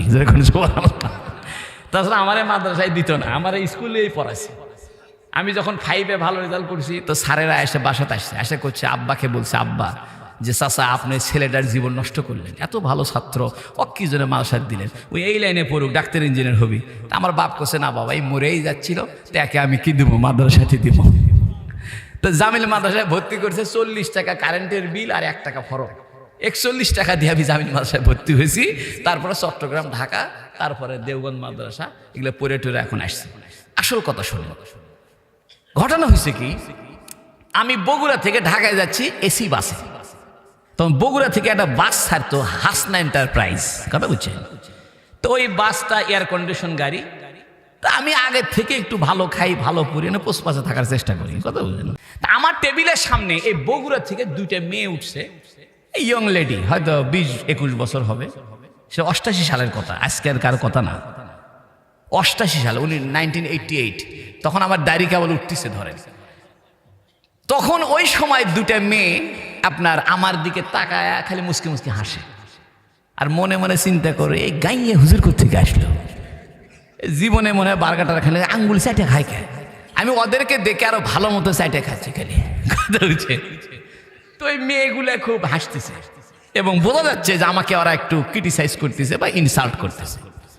তা আমি আস্তে করে উঠছি, উঠে যে ওই মেয়ে 2টার সামনে যায়, বলে, excuse me madam, I talk to about English, you know English? যেই না আমি এই কথা কইছি, মহিলা আমাদের তাকাছে। আমি তো ইংরেজি কথা শুরু করি, আমি কিন্তু ইংরেজি পারি, ভালো ইংরেজি পারি, কিন্তু বলি না। 200 বছর এই ইংরেজরা আমাদেরকে গোলাম বানাইছে, আমাদের দাড়ি টুপি কেড়ে নিয়ে এই প্যান্ট কোট টাই আর হ্যাট সৃষ্টি করছে। এই ইংরেজদের মতো জালেম আর কেউ নাই, যেরকম ঠিক কিনা? এদের ইংরেজি জানার মধ্যে কোনো কামিয়াবি নাই, আরবি জানার মধ্যে কামিয়াবি আছে। আমি ইংরেজি জানাও কই না, তা ও বুঝার জন্য কইলাম, excuse me madam, I talk to about English, you know English? যাই না কইছি, তো তাকায়। আমি কইলাম, ম্যাডাম মনে কিছু করবেন না, বাংলায় বলি। আসলে আমি একজনের প্রেমে পড়ছি, তো সাই উল্টে পাল্টা হয়ে গেছে। তো মেয়ে 2টা আমার হুজুরাও প্রেম করে নাকি? আমি বললাম, শোনো, আমি একজনের প্রেমে পড়েছি। আমি এমন একজনকে ভালোবাসি যার গায়ের মধ্যে কোনোদিন মশামাছি বসে নাই। আমি এমন একজনকে ভালোবাসি যার মুখের থুতুগুলো ছিল সুগন্ধ। আমি এমন একজনকে ভালোবাসি যিনি রৌদ্রের ভিতরে বের হলে একখণ্ড মেঘ তাকে ছায়া করে নিয়ে বেরোতো। আমি এমন একজনকে ভালোবাসি যার হাসিটা ছিল চন্দ্রের চাইতে উজ্জ্বল, চেহারাটা ছিল চন্দ্রের চাইতে উজ্জ্বল, দাঁতগুলো ছিল ফর্সা চকচকা রূপার মতো চকচক করতো, গালের মধ্যে টোল পড়ে যেত, চোখে মনে হতো যেন সুরমা দেওয়া আছে, আসলে সুরমা দেয় নাই, মনে হতো চোখে সুরমা দেওয়া আছে। আমি এমন একজনকে ভালোবাসি, তিনি যখন রাস্তা দিয়ে হাঁটতেন মনে হতো যেন ঝুঁকে ঝুঁকে হাঁটতেছেন, উপর থেকে নিচে নামতেছেন। আমি এমন একজনকে ভালোবাসি, তার চুলগুলো এত সুন্দর ছিল, না বাঁকা না কোকড়ানো না টান টান, হালকা হালকা ঢেউ খেলানো ছিল। আমি এমন একজনকে ভালোবাসি যাকে সৃষ্টি না করলে আসমান জমিন হতো না, ওই মুহাম্মাদুর রাসূলকে আমি ভালোবাসি। তাই আমার খাওয়া দাওয়ার মধ্যে পরিবর্তন এসে গেছে, আমার পোশাকের মধ্যে পরিবর্তন এসে গেছে। আমার যাকে ভালোবাসি তিনি দস্তরখানায় খাইতেন, এই জন্য আমাকেও দস্তরখানা ছাড়া খাইতে মনে চায় না। বন্ধু, তুমি ব্রাজিলকে ভালোবাসা ব্রাজিলের পতাকা বানাইতে পারো, আর্জেন্টিনাকে ভালোবাসা আর্জেন্টিনার পতাকা বানাইতে পারো, মুহাম্মাদুর রাসূলকে ভালোবাসা কেন দাড়িটা রাখতে পারবা না? মুহাম্মাদুর রাসূলকে ভালোবাসা কেন তুমি মেসওয়াকটা করতে পারবে না? মুহাম্মাদুর রাসূলকে ভালোবাসা কেন মাথায়টা টুপি দিতে পারবে না? মুহাম্মাদুর রাসূলকে ভালোবাসা কেন তুমি 5 ওয়াক্ত নামাজটা পড়তে পারবে না? কেন নিজের ডিজাইনটাকে রাসূলের ডিজাইনের মতো করবা না? ও বন্ধু, তোমরা 10 নম্বর প্লেয়ারকে চিনো, ম্যারাডোনা। ম্যারাডোনাকে ভালোবাসা 10 নম্বর গেঞ্জি গায়ে দাও, ধরে কোন ঠিক কিনা? শহরের ছেলেরা 10 নম্বর গেঞ্জি পরে। আমার মহল্লার, বগুড়া শহরের মহল্লার এক ছেলে 10 নম্বর গেঞ্জি গায়ে দিছে। আমি বললাম, কিরে 10 নম্বর লেখা কে? কা হুজুরাল্লাহ বুঝবেন না। আমি যাই বুঝমু ক, বললে বয়স আমি পার করে যাচ্ছি, ঠিক কিনা? তা আমারে কয়, হুজুর এর 10 নম্বর একটা প্লেয়ার আছে, ওর নাম ম্যারাডোনা। ওর নাম্বার কত? পরবর্তীতে 10 নম্বর গেঞ্জি কে নিছে? মেসি। আমরা মেসি ভালোবাসি তো মেসির সমর্থন করি, এই জন্য 10 নম্বর গেঞ্জি পরছি। আমি বললাম, বন্ধু মেসি কিন্তু তোমাকে জান্নাতে নিবে না। মেসি একটা সমকামিতার দেশের লোক, মেসি একটা খ্রিস্টান। মেসির জীবনে কোনো তোমার কাজে লাগবে না। তুমি মেসিকে ভালোবাসা 10 নম্বর গেঞ্জি পরতে পারো, মুহাম্মাদুর রাসূলকে ভালোবাসা কেন তুমি তোমার পোশাককে রাসূলের মতো পাঞ্জাবি পরতে পারো না? ও বন্ধু, মুহাম্মদ সাল্লাল্লাহু আলাইহি ওয়াসাল্লামকে চিনো, রাসূলুল্লাহকে জানো। আমি রাসূলুল্লাহর আর একটা হাদিস শোনাবো, আল্লাহু আকবার। শুনবেন? দেখেন রাসূলের হাদিসটা, দেখেন কি অবস্থা। এই হযরত জাবের, যে সাহাবীর কথা বললাম, এই হযরত জাবের রাদিয়াল্লাহু আনহু মদিনার সাহাবী। মদিনা শরীফে রাসূল, শুনেন, রাসূলুল্লাহ সাল্লাল্লাহু আলাইহি ওয়াসাল্লামের জীবন ছিল 63 বছর। কয় বছর? আপনাদের কষ্ট হচ্ছে না তো? নবীজি 40 বছরে নবী হয়েছেন। কয় বছরে? এরপরে নবী মক্কা শরীফে ছিলেন 13 বছর। তা 40 আর 13 53। এরপরে নবী মদিনা শরীফে ছিলেন 10 বছর। 53 আর 10, এই হলো নবী 63 বছর।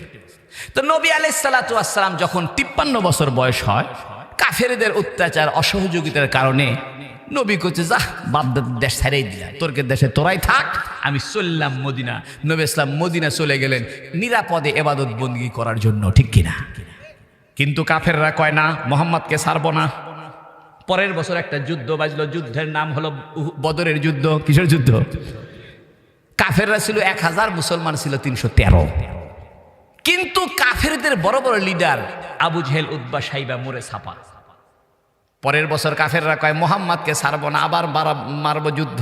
পরের বছর আর একটা যুদ্ধ বাজছে, যুদ্ধের নাম হলো উহুদের যুদ্ধ। কিসের যুদ্ধ? উহুদ পাহাড়ের পাদদেশে। এই যুদ্ধে মুসলমানরা জিতেই গেছিল, কিন্তু একটু অসুবিধার কারণে মুসলমানরা আবার একটু পরাজয় হয়েছে। মুসলমানদের 70 জন শহীদ হয়েছে। যেরকম সুবহানাল্লাহ। হযরতে হামজা রাদিয়াল্লাহু আনহু ওই যুদ্ধে শহীদ হয়েছে। নবীজির দাঁত মোবারক পড়ে গেছিল, নবীজির গালের মধ্যে লোহার টুপির যে শিক, ওগুলো গালের মধ্যে ঢুকে গালের থেকে রক্ত বের হয়েছিল, নবীজি আহত হয়েছেন। কিন্তু কাফেরদের মনের আশা পূর্ণ হয়নি। কাফেররা মনে করেছিল মুহাম্মদকে কতল করে দিতে হবে, কিন্তু আল্লাহ মুহাম্মদ সাল্লাল্লাহু আলাইহি ওয়াসাল্লামকে বাঁচিয়ে রাখছে, বাঁচিয়ে তো রাখবেনি, যেরকম ঠিক কিনা? এই জন্য কাফেররা পরের বছরে করছে, এইবার মদিনাকে আক্রমণ করব, এমন ভাবে মদিনা আক্রমণ করব, তছনছ করে দেব, মিসমার করে দেব, চুরমার করে দিব। 10,000 কাফের একত্রিত হয়েছে, মদিনা শরীফ আক্রমণ করবে। কয় হাজার? বিভিন্ন দল, বিভিন্ন গোত্র। বিভিন্ন গোত্রকে আরবিতে বলে হিজবুন। এই হিজবুনের বহু বচন আহজাব। বহু দল সম্মিলিত বাহিনীকে আরবিতে বলে আহজাব। কোরআন শরীফে একটা সূরা আছে, সূরাতুল আহজাব। ও বন্ধু, তুমি তো কোরআন চিনলা না, তুমি তো কোরআন জানো না, তুমি খালি ফেসবুক নিয়ে ব্যস্ত, তুমি উল্টাপাল্টা বই নিয়ে ব্যস্ত, হুমায়ুন আহমেদ নিয়ে ব্যস্ত, এমদাদুল হক মিলনকে নিয়ে ব্যস্ত, তুমি উপন্যাস নিয়ে ব্যস্ত, সমরেশ মজুমদারকে নিয়ে ব্যস্ত, প্রমোদ চৌধুরীকে নিয়ে ব্যস্ত, তুমি তো দুনিয়ার তামসা নিয়ে ব্যস্ত। তুমি যদি কোরআন পড়তা, একটা সাহিত্য পাওয়া যেতা, কোরআন পড়তা ইতিহাস পাওয়া যেতা, কোরআন পড়তা ভূগোল পাওয়া যেতা, কোরআন পড়তা সমাজ বিজ্ঞান পাওয়া যেতা, কোরআন পড়তা আকাশ বিজ্ঞান পাওয়া যেতা। পৃথিবীর এমন কোনো বিষয়বস্তু নাই যে বিষয়বস্তু আল্লাহ কোরআনের ভিতরে আকারে ইঙ্গিতে স্পষ্ট অস্পষ্ট ভাবে বলে নাই। কোরআনে একটা সূরা আছে, সূরাটার নাম সূরা আহজাব। কি নাম? আহজাব। আহজাব মানে সম্মিলিত বাহিনী। ওই যে 10,000 কাফের নিয়ত করছে মদিনা আক্রমণ করবে, ওই ঘটনাকে কেন্দ্র করে একটা সূরা নাজিল হয়েছে, সূরাটার নাম আহজাব। তা হযরত জিবরিল আলাইহিস সালাম নবীকে এসে বলেন, ইয়া রাসূলুল্লাহ, 10,000 কাফের আসতেছে, মদিনা আক্রমণ করবে, আপনি যুদ্ধের প্রস্তুতি নেন। নবী সাহাবায়ে কেরামকে ডাকলেন, ডাকায় বললেন, আশিরু আলাইয়া, আমাকে পরামর্শ দাও, কি করা যায়। কোন কোন সাহাবী বললেন, ইয়া রাসূলুল্লাহ, আমরা মদিনার ভিতরেই থাকবো, ওদেরকে ঢুকতে দেন, কচু কাটা করবো। কেউ কেউ বললো ইয়া রাসূলুল্লাহ, মদিনার ভিতরে আমাদের মহিলারা থাকে, বাচ্চারা থাকে, বুড়া মানুষ থাকে, মদিনার ভিতরে আসার দরকার নেই, আমরা মদিনার বাইরে গিয়ে দাঁড়াবো, মদিনার শহরের প্রবেশ পথের বাইরে গিয়ে দাঁড়ায় থাকবো, কাফেররা আসলে সেখানেই খেলা হবে। আল্লাহু আকবার। ওই বৈঠকে একজন সাহাবী ছিলেন, তার নাম হযরতে সালমান। আল্লাহু আকবার। কি নাম? উনি বললেন ইয়া রাসূলুল্লাহ, আমার একটা ছোট পরামর্শ আছে। তো নবী কয়, তোমার কি পরামর্শ? কে রাসূলুল্লাহ, আমার বাড়ি বহু দূর, আমার বাড়ি হলো রাম হুরমুজ, ইস্পাহান শহরে, ইরানের এক বহু দূরে। আমি দেখছি ইরান দেশে যখন কাফেররা আক্রমণ করতে আসতো, শত্রুরা আক্রমণ করতে আসতো, তখন ইরানের রাজাবাদশারা যে দিক দিয়ে কাফেররা আসবে ওই দিকে রাস্তার মধ্যে গর্ত করে দিত, এমনভাবে গর্ত করত, পরীক্ষা খনন করত, যাতে শত্রু বাহিনীর ঘোড়া গর্তের এই পার থেকে ওই পারে আসতে না পারে। নবী বললেন, বাহ, সালমানের পরামর্শ খুব সুন্দর, আচ্ছা ঠিক আছে, সালমানের পরামর্শ গ্রহণ করা হলো। যেরকম সুবহানাল্লাহ। এর দ্বারা বোঝা যায় নবী কিন্তু ইচ্ছা করে যুদ্ধ চাইতো না। হাদিসের মধ্যে আছে, তোমরা যুদ্ধ চাইও না, তবে যুদ্ধ শুরু হলে পিঠ দিও না।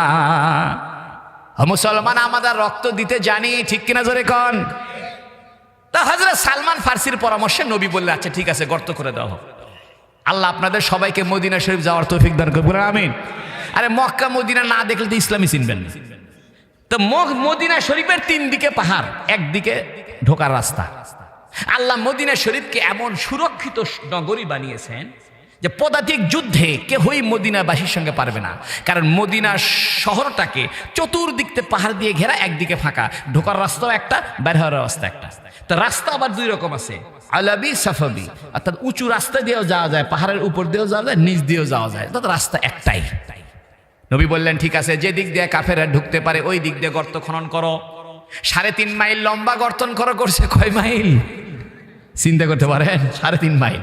1400 সাহাবী মিলে এই গর্ত খনন করছে। কয়শো? নবী 10 জনকে ভাগ করে দিছে, যে তোমরা 10 জন একটুকু, তোমরা 10 জন একটুকু। এই গর্ত খনন করতেছে প্রায় 1 মাস লাগছে এই গর্ত খনন করতে কমপ্লিটলি। যাই হোক, দীর্ঘ ঘটনা আছে। এই যুদ্ধের মধ্যে গর্ত খনন করতে গিয়া সাহাবীদের বড় খাদ্যের অভাব দেখা দিছে, খাওয়া দাওয়ার অভাব। একটা খেজুর 2 জনে ভাগ করে খায়, বড় কষ্ট। এই সাহাবীদের মধ্যে একজন সাহাবী ছিলেন, তার নাম হযরত জাবের। ওই সেই জাবের, মনে আছেনি, যে খেজুর ম্যাপে দিল। এই জাবেরের বাড়ি হলো ওই খন্দকের যুদ্ধ যেখানে হয়েছিল, সেখানে একটা পাহাড় আছে, এখনো আছে। ওই পাহাড়ের মাথার উপরে একটা পাথরের ঘর আছে, ওই ঘরটা আমি গেছি, ওই ঘরটা এখনো আছে। ওই ঘর হলো হযরত জাবেরের ঘর। যেরকম সুবহানাল্লাহ। হযরত জাবের নামে এসে বলতেছি, ইয়া রাসূলুল্লাহ, আপনার বড় ক্ষুধা লাগছে, আমার বুঝতে পারতেছি। আমি আগামীকাল আপনাকে আমি আমার বাড়িতে একটু দাওয়াত দিয়ে খাওয়াইতে চাই, আপনি রাজি আছেননি? নবী কয়, আচ্ছা ঠিক আছে। আল্লাহু আকবার। তা হযরত জাবের দৌড়ায় বাড়িতে গেছে, বাড়ির যে বউকে বলতেছে যে, শোনো, আমি নবীরে দাওয়াত দিতে চাই, নবীর পেটে পাথর বান্ধা, দেখছি ক্ষুধা, বাড়িতে কি আছে? তা হযরত জাবেরের স্ত্রী বলতেছে যে, দেখো, 1 সা আটা আছে। সা মানে একটা পরিমাপের নাম, আমরা যেমন বলি 1 কেজি, তা আরব দেশে বলতে সা, মুদ, রিতিল, এগুলো ওই দেশের পরিমাপ। তো জাবেরের স্ত্রী বলতেছে, আমার কাছে 1 সা আটা আছে, মানে বর্তমানে প্রায় 3.5 কেজি, প্রায় 3.5 কেজি। আর আমাদের একটা ছাগল আছে, দুধের ছাগল, একটাই ছাগল। এই ছাগলটা আপনি জব করে দিয়েননি, আর আমি আটা দিয়ে রুটি বানাবো, আপনি নবীকে দাওয়াত দিয়ে আসেন, নো টেনশন। যখন সুবহানাল্লাহ। তো হযরত জাবের রাদিয়াল্লাহু আনহু নবীজিকে এসে বললেন, ইয়া রাসূলুল্লাহ, আগামীকাল আমার বাসায় আপনি একটু দাওয়াত, আপনি যদি 2-4 জনকে সাথে নিতে চান নিতে পারবেন। এখান থেকে একটা মাসলা বের হয়েছে, আপনি যাকে দাওয়াত দিয়েছেন ওই লোক যদি আরো কাউকে সাথে নিতে চায়, আপনার অনুমতি ছাড়া নেওয়া জায়েজ নাই। যেরকম সুবহানাল্লাহ। যেমন আপনারা আমাকে দাওয়াত দিয়েছেন বাঙ্গাবাড়িয়া, ঠিক না? আমি যদি আরো 10টা হুজুরের সাথে করে নিয়ে আসি, জায়েজ হবে না। 10টা হুজুর যদি গাড়ি ভরে নিয়ে আসি, তাহলে আপনাকে অনুমতি নিতে হবে যে, ভাই, আমার সাথে আরো 10 জন মেহমান আছে। বর্তমানে বিয়ে শাদীর মধ্যে দাওয়াত দেয় 50 জন, মেহমান যায় 70 জন, ঠিক কিনা? এ খাওয়া হারাম খাওয়া। আমাদের দেশে বর্তমানে মেয়ের বাড়িতে মানুষ ভিড় করে, মেয়ের বাড়িতে যায় মোজ মেরে খায়, এটা সুন্নতের খেলাফ, এটা জায়েজ নাই। খাওয়া দাওয়া হবে ছেলের বাড়িতে, এর নাম অলিমা, ঠিক কিনা? আমরা নাম দিছি বউ ভাত। কিসের বউ ভাত রে? শয়তানি কথা। আসল হলো অলিমা। যেরকম কি অলিমা। বন্ধু আমার, মেহমান যাকে দাওয়াত দেওয়া হয়েছে তার সঙ্গে যদি অতিরিক্ত লোক নিতে মনে চায় তাহলে মেজবানের অনুমতি ছাড়া নেওয়া যাবে না। এই জন্য নবীজি বললেন, ও জাবের, আমি কি 2-4 জনকে সাথে নিতে পারবো? হযরত জাবের বললেন, ইয়া রাসূলুল্লাহ, কোনো অসুবিধা নেই, সাথে নিয়েন। তা হযরত জাবের মনে করছে সাথে আবু বকর, ওমর, ওসমান, সালমান, জায়েদ, এরা নবীর কাছাকাছি থাকে, এরা হয়তো যাবে, অসুবিধা নেই। নবী বলতেছে, জাবের, তুমি আমারে অনুমতি দিছো তো, কিছু লোক নেওয়া যাবে? হ্যাঁ হুজুর, নিয়েন। সিরাতের কিতাবে লিখছে, নবী করছে কি, এটা পাহাড়ের উপরে, পাথরের উপরে উঠছে, উঠে করছে, ও আমার সাহাবীরা, শোনো শোনো, আগামীকাল তোমাদের সবার জাবেরের বাড়িতে দাওয়াত। আল্লাহু আকবার। সাহাবী কয়জন? 1400। আর আটা আছে কয় কেজি? আর ছাগল আছে কয়টা?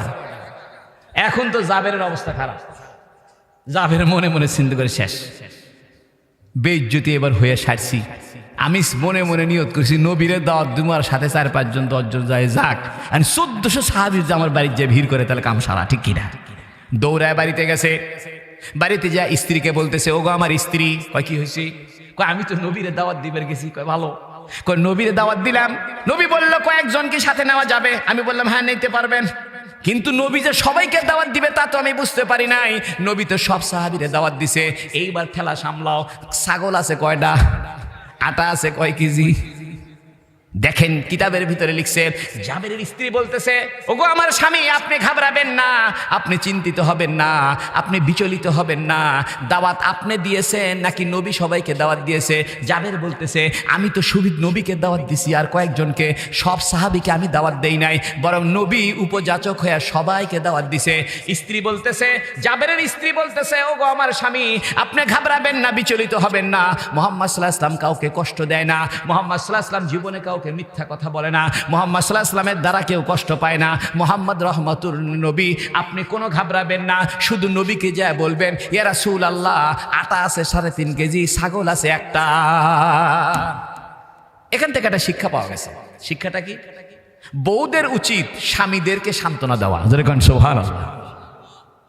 বউ, স্বামী সারাদিন চাকরি বাকরি করে, ব্যবসা বাণিজ্য করে বাড়ির মধ্যে ঢুকছে, যা করছে, শোনো গো, আজ খুব বিপদ। কি হয়েছে?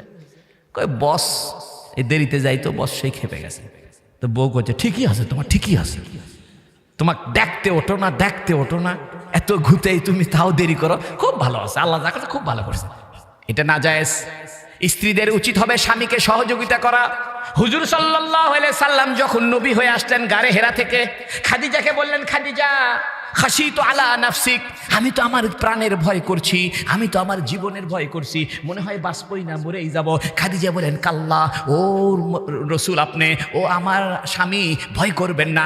তাকসিবুল মাদুমা, আপনি তো অসহায়ের সহায়তা করেন, আপনি তো বিধবাদের আশ্রয়, আপনি তো নাওয়াইবুল হক, সত্যপন্থীদের সাহায্য করেন, আপনি তো গরিবের ঠিকানা, আপনি অসহায়ের সহায়, বিধবাদের আশ্রয়, আপনি মেহমানদারি করেন, আপনার জন্য কোনোদিন ক্ষতি হবে না, টেনশন করবে না, চিন্তা করবেন না। আমার চাচাতো ভাই আছে ওরাকা বিন নাওফাল, তার কাছে নিয়ে যাব, বিন্দু পরিমাণ চিন্তা করবেন না। এখান থেকে বোঝা যায় ওই স্ত্রী ভালো স্ত্রী, যে স্ত্রী স্বামীর বিপদে সান্ত্বনা দিবে। যেরকম ঠিক কিনা? তা হযরত জাবের রাদিয়াল্লাহু আনহুর স্ত্রী জাবেরকে বললেন, আপনি ভয় করবেন না, চিন্তা করবেন না, খালি নবীকে যা বলবেন যে, ইয়া রাসূলুল্লাহ, আটা আছে কয় কেজি, আর ছাগল একটা। তা হযরত জাবের রাদিয়াল্লাহু আনহু নবীর কাছে এসে বলল, ইয়া রাসূলুল্লাহ, এটা কথা। কয় কি হয়েছে? কে রাসূলুল্লাহ, আপনি তো সব সাহাবীরে দাওয়াত দিলেন, কিন্তু বাড়িতে তো আমার আটা আছে 3.5 কেজি, ছাগল আছে একটা। নবী কয়, চিন্তা করো না, আমি সকাল সকাল তোমার বাড়িতে যাব, তুমি বিসমিল্লাহ বলে ছাগলটা জবাই করে গোশত রান্না করে ডেকসি দিয়ে ঢেকে রাখিও।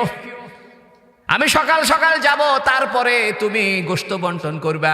ঠিক কথা মতো নবীজি পরের দিন জাবেরের বাড়িতে গেলেন। ওই বাড়িটা এখনো আছে পাহাড়ের মাথার উপরে।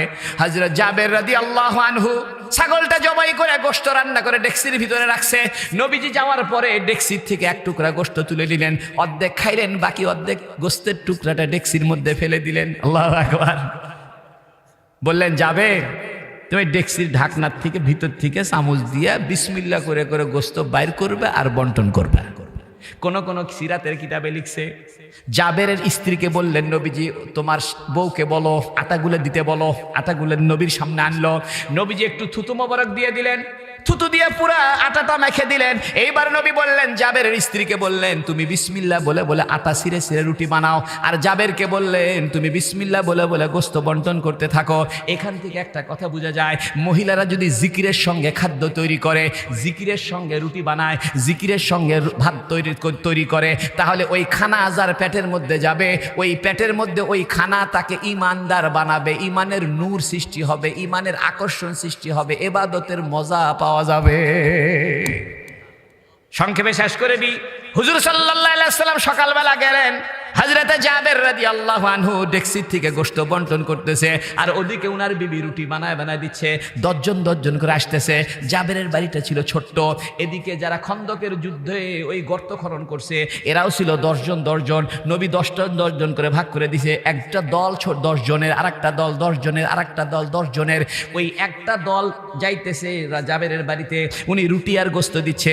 ওই 10 জন খায়া ফিরে আসে, নতুন 10 জন যায়, এরা 10 জন ফিরে আসে, নতুন 10 জন যায়। এভাবে জোহর পর্যন্ত খাওয়া চললো, আসর পর্যন্ত খাওয়া চললো, মাগরিব পর্যন্ত খাওয়া চললো, সবার খাওয়া দাওয়া শেষ। এইবার জাবের মনে মনে ভাবতেছে, দেখি তো ডেক্সির ভিতরে কয় টুকরা গোশত আর থাকলো। হযরত জাবের বলেন, আমি গোশতের ডেক্সি খুলে দেখি, সকালবেলা যে পরিমাণ গোশত ছিল এখনো সেই পরিমাণই আছে। ওয়ামা আরসালনাকা ইল্লা রাহমাতাল লিল আলামিন। ও বন্ধু, এগুলো শুনানের উদ্দেশ্য হলো নবীর কাছে বরকত আছে, নবীর কাছে রহমত আছে। যে নবীর থুতুর মধ্যে বরকত, যে নবীর স্পর্শের ভিতরে বরকত, ওই নবীর সুন্নতের মধ্যেও অবশ্যই বরকত। জোরে কোন ঠিক কিনা? আজকে থেকে নিয়ত করেন, আমি আমার জীবনের সব কাজ নবীর সুন্নত মতো করব। ও বন্ধু, পায়খানা ঢোকার সময় কোন পা আগে দিবেন? বের হওয়ার সময় কোন পা? মাশাআল্লাহ। মসজিদে ঢোকার সময় কোন পা? বের হওয়ার সময় বাম পা। রাত্রেবেলা ঘুমের সময় ডান কাতে ঘুমাবেন, এগুলো সুন্নত। আপনি যদি ঘুমের সময় প্রথমে ডান কাত হয়ে একটু শুয়ে থাকেন, ডান হাতটা ডান চোয়ালের নিচে দেন, আর একটা দোয়া পড়েন, আল্লাহুম্মা বিসমিকা আমুতু ওয়া আহইয়া। কত সুন্দর দোয়া! আল্লাহুম্মা, হে আল্লাহ, বিসমিকা, তোমার নামে, আমুতু, মরে যাচ্ছি, ওয়া আহইয়া, তুমি চাইলে সকালবেলা জিন্দা হব, তুমি না চাইলে সকালবেলা জিন্দা হওয়ার উপায় নাই। এইভাবে যদি আপনি ঘুমান, আর সকালবেলা ঘুম থেকে উঠার পর যদি বলেন, আলহামদুলিল্লাহিল্লাযী আহইয়া না, সমস্ত প্রশংসা ওই আল্লাহর জন্য, যিনি আমাকে আবার জীবিত করে তুললেন, আমাকে আবার জিন্দা করে তুললেন, জাগায় তুললেন। আলহামদুলিল্লাহিল্লাযী আহয়ানা বাদামা আমাতানা, আমাকে মৃত্যু দেওয়ার পরে, ঘুম একটা মৃত্যু, ঘুমের মধ্যে তো অর্ধেক মরেই গেছিলেন, আল্লাহ আবার আপনাকে তাজা করছে, ঘুমের থেকে জাগায় তুলছে। তাই ঘুমের উঠার পরে একটা দোয়া পড়তে হয়, আলহামদুলিল্লাহিল্লাযী আহয়ানা বাদামা আমাতানা, যিনি আমাকে মৃত্যু দেওয়ার পরে আবার জাগায় দিলেন, ওয়া ইলাইহিন নুশুর, সেই আল্লাহর দিকেই আমাকে ফিরে যেতে হবে। এই নিয়মে যদি আপনি ঘুম পারেন, সারা রাত ঘুমাইবেন, আপনার আমল নামার ভিতরে সওয়াব আর সওয়াব লেখা হবে। পায়খানায় গেলেও সওয়াব হবে। আল্লাহু আকবার। আমরা মনে করছি কি জানেন, খালি নামাজ পড়লেন সওয়াব। মুসলমানের 24 ঘন্টায় সওয়াব হবে। পায়খানায় গেলেও সওয়াব হবে, বাজার করলে সওয়াব হবে, বউ নিয়ে শুয়ে থাকলে সওয়াব হবে, ছোট বাচ্চার সাথে কেলাকেলি করলে সওয়াব হবে, পাখির সাথে মহব্বত দিলে সওয়াব হবে, গাছ লাগালে সওয়াব হবে, রাস্তা দিয়ে কলার চোষা ফেলে দিলে সওয়াব হবে, রাস্তা দিয়ে একটা ইটে পড়ে আছে পাও দিয়ে ঝটকা মারে ফেলে দিলে সওয়াব হবে। অর্থাৎ আপনি যা করবেন সব কামে সওয়াব। তবে শর্ত একটা, নবী যেভাবে করছে সেইভাবে করতে হবে। রাজি আছেন নি? বন্ধু আমার শোনেন, নবীর আদর্শের ভিতরে আমার জীবন। আপনি নবীকে যদি ভালোবাসেন, আপনার জন্য একটা উপকার হবে কি জানেন? এক সাহাবী অসুস্থ হয়ে গেছে। কষ্ট হচ্ছে না আপনাদের? এক সাহাবী অসুস্থ হয়ে গেছে, বুঝছেন? অসুস্থ, কোনো মতো নবীর কাছে গেছে, যা বলতেছে, ইয়া রাসূলুল্লাহ, আমি অসুস্থ, মরেই যাব, তবে একটা কথা, ইয়া রাসূলুল্লাহ, আমি আপনারে না দেখলে আমি থাকতে পারি না। প্রত্যেক দিন একবার না একবার আপনার সাথে আমার দেখা করা লাগে। ইয়া রাসূলুল্লাহ, আমার মৃত্যুর পরে আপনার সাথে আমি দেখা করবো কেমনে? কোথায় পাবো? নবী বলতেছে, তুমি ঘাবড়ায়ো না, তুমি যদি আমাকে মহব্বত করে থাকো, আমাকে ভালোবেসে থাকো, আমার সুন্নত মতো চলে থাকো, আমার উপরে দরুদ পড়ে থাকো, তাহলে মৃত্যুর পর তুমি আমাকে হাউজে কাউসারের কাছে পাইবা। আল্লাহু আকবার। তুমি যদি দুনিয়াতে আমার সুন্নত মতো চলো, আমাকে ভালোবাসো, আমার উপরে দরুদ পড়ো, আমাকে মহব্বত করো, তাহলে কোটি কোটি মানুষের ভিতরে আমি তোমাকে চিনবো। কিতাবের মধ্যে লিখছে যে যত বেশি দরুদ শরীফ পড়বে, সে তত কিয়ামতের দিন নবীর কাছাকাছি থাকবে। নবী বলতেছে, তুমি ঘাবড়ায়ো না, হাউজে কাউসারের কাছে তুমি আমারে পাইবা। তুমি আমার উম্মত, আমি তোমার নবী, চিন্তা করো না, ঘাবড়ায়ো না, তুমি হাউজে কাউসারের কাছে আসিও, তোমাকে আমি এক গ্লাস হাউজে কাউসারের পানি পান করাবো, জান্নাতে যাওয়া পর্যন্ত আর পিপাসা লাগবে না। সাহাবী বলতেছে, রাসূলুল্লাহ ওইখানে যদি আপনারা না পাই কোথায় পাবো? নবী বলতে, চিন্তা করো না, তুমি ফুলসিরাতের কাছে আমারে পাইবা। তুমি যদি আমাকে ভালোবাসো, আমার সুন্নত মতো চলো, আমাকে মহব্বত করো, আমার উপরে দরুদ পাঠাও, তাহলে আমি ফুলসিরাতের কাছে দাঁড়ায় থাকবো, আমি তোমাকে চিনতে পারবো, হাতটা ধরে তোমারে ফুলসিরাত পার করায় দিব। সাহাবী বলতেছে, রাসূলুল্লাহ ওইখানেও যদি আপনারে না পাই, নবীজি বলতেছে, চিন্তা করো না, দাড়িপাল্লার কাছে আমি দাঁড়ায় থাকবো, মিজানের কাছে দাঁড়ায় থাকবো, ইনদাল মিজান, যেদিন আল্লাহ তোমার সওয়াব আর গুনাহগুলো মাফ করবে, তোমার গুনার পাল্লা যদি ভারী হয়ে যায়, চিন্তা করো না, ওই যে দুনিয়াতে তুমি আমার উপর দরুদ শরীফ পড়ছিলা, দুনিয়াতে আমাকে মহব্বত করে আমার সুন্নত মতো চলছিলা, একটা দরুদের সওয়াব আমি তোমার সওয়াবের পাল্লায় দিয়ে দিব, ওই এক দরুদের সওয়াবে তোমার দাড়িপাল্লা ভারী হয়ে তোমার জান্নাতের ব্যবস্থা হয়ে যাবে। বন্ধু আমার, একদিন কুরবানির ঈদের দিনে নবীজি 2টা ছাগল কুরবানি করতেছে। কয়টা? হযরত আলী জিজ্ঞেস করছে, ইয়া রাসূলুল্লাহ 2টা কুরবানি কেন করতেছেন? 2টা কেন দুম্বা কুরবানি করতেছেন? নবীজি বললেন, আলী, একটা কুরবানি করতেছি আমার পক্ষ থেকে, আর একটা কুরবানি করতেছি আমার উম্মতের পক্ষ থেকে, যাতে আমার উম্মতকে আল্লাহ কিয়ামতের দিন মাফ করে দেয়। বন্ধু আমার, কিয়ামতের দিন নবীজি সেজদায় পড়ে যাবে, আল্লাহ পাক বলবেন, ইরফা রাসাক ইশফা তুশফা, হে মুহাম্মদ মাথা তোলো। কতক্ষণ আর সেজদায় পড়ে থাকবে? নবী বলবে, সেজদার থেকে মাথা তুলবো না যতক্ষণ আপনি আমাকে সুপারিশের ক্ষমতা না দিবেন। আল্লাহ বলবে, যাও, তোমারে সুপারিশের ক্ষমতা দিলাম। নবী বলবে, যে ব্যক্তি আমাকে ভালোবাসছে, আমার সুন্নত মতো চলছে, আমার উপরে দরুদ পাঠ করছে, তাদের সবাইকে আপনি মাফ করে জান্নাতে না দেওয়া পর্যন্ত আমি মাথা তুলবো না। আপনি সেই নবীকে চিনলেন না, সেই নবীর সঙ্গে আপনার কোনো ভাব হলো না, আপনি 14 তারিখে ভ্যালেন্টাইন দিবস নিয়ে পাগল হয়ে যাচ্ছেন। আজকে থেকে নিয়ত করেন, এই মাহফিল থেকে নিয়ত করেন, 14 তারিখে ভ্যালেন্টাইন দিবস একটা শয়তানি দিবস। এই দিবসে কোনো ভালোবাসার কথা বলবেন না, বরং এই দিবসে কোনো রকমের ফুল কাউকে দিবেন না, কাউকে মেসেজ দিবেন না, কাউকে উইশ জানাবেন না, কারোর সঙ্গে ইনস্টাগ্রামে, মেসেঞ্জারে, হোয়াটসঅ্যাপে কোনো মেয়ের সঙ্গে আপনি এগুলো বিনিময় করবেন না, যেহেতু আপনার ভালোবাসা রসুলের সঙ্গে আর আল্লাহর সঙ্গে। জোরে কোন ঠিক কিনা? বন্ধু আমার, আপনি তো রাসূলুল্লাহ সাল্লাল্লাহু আলাইহি ওয়াসাল্লামকে চিনলেন না, আপনি তো নবীকে জানলেন না। আসেন না নবীর সঙ্গে ভাব করি, নবীর সঙ্গে সম্পর্ক করি। আমি 2টা কথা আপনাদেরকে বুঝাইতে চাইতেছি। একটা হলো কোরআনুল কারীম আপনাদেরকে শিখতে হবে, কোরআনের মেসেজটা জানতে হবে, আল্লাহ কি বলতে চায় সেটা জানতে হবে, আর রসুলের মোহাব্বত, রসুলের সুন্নত মতো চলতে হবে। একটা কথা মনে করছে বলমু,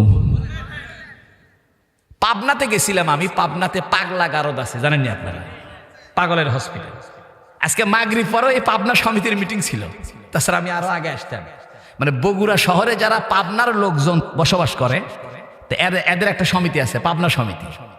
আমার দাদা বাড়ি আবার পাবনা, কথা বুঝছি। সেই হিসেবে ওরা আমাকে উপদেষ্টা বানায়। মাগরিব পরে মিটিং ছিল, ওই মিটিং শেষ করে আসছে। তো পাবনাতে একটা পাগলা হসপিটাল আছে, পাগলা গারদ আছে। তা আমার স্বাস্থ্য ভাই ওখানে চাকরি করতে একদিন ঢুকছি, ঢুকে দেখি কিছু পাগলের মাথা নিচদিক করে রাখছে। আমি কইলাম, কে রে এই পাগলদের মাথা এরকম ডাউন করে রাখছে কে? কোচে ভাই কইলেন না, এটাই চিকিৎসা। আমি কই, এটাই চিকিৎসা মানে?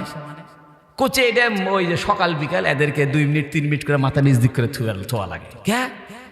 কোচে ব্রেনের ভিতরে, মগজের ভিতরে রক্ত চলাচল বন্ধ হয়ে গেলেই তো ব্রেনের ভিতরে ঝামেলা হয়, তখন মানুষ আস্তে আস্তে পাগলা হয়ে যায়। ঘাড়ের রগ জাম হয়ে গেলে মানুষ পাগলা হয়। এই জন্য তাকে মাথা নিচদিক করে রাখা হয়, যাতে করে তার মগজের মধ্যে চাপ পড়ে ব্লাড সার্কুলেশনটা দ্রুত হয়, আস্তে আস্তে পাগলা ভালো হয়। আমি কই, তুই বললি কি রে? কয়, ভাই এটাই নিয়ম। আমি কই, সর্বনাশ, তুই তো আমার একটা হাদিসের ব্যাখ্যা জানায় দিলি। সে আমারে বলে, হুজুর আমি আবার আপনারে কোন হাদিসের ব্যাখ্যা জানাইলাম? আমি বললাম, শোন, বুখারী শরীফে একটা হাদিস আছে, নবীজি সারা রাত সিজদায় থাকতেন। আল্লাহু আকবার।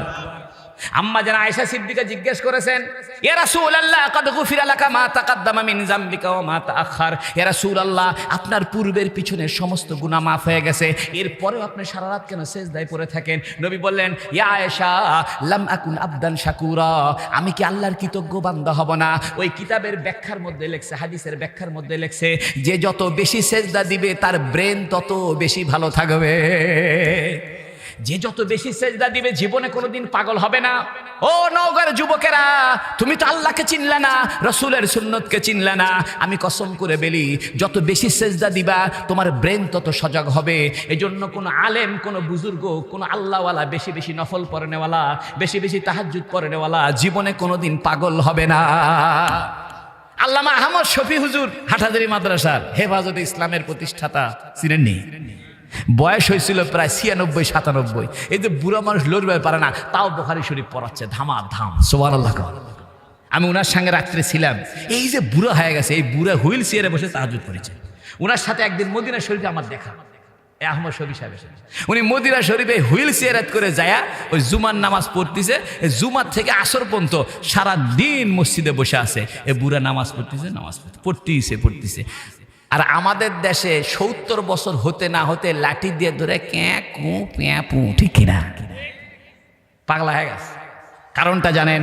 কারণটা হলো আলেম ওলামা যেহেতু সেজদার সঙ্গে জড়িত। দিকে আসো, নামাজের ভিতরে সেজদা আছে।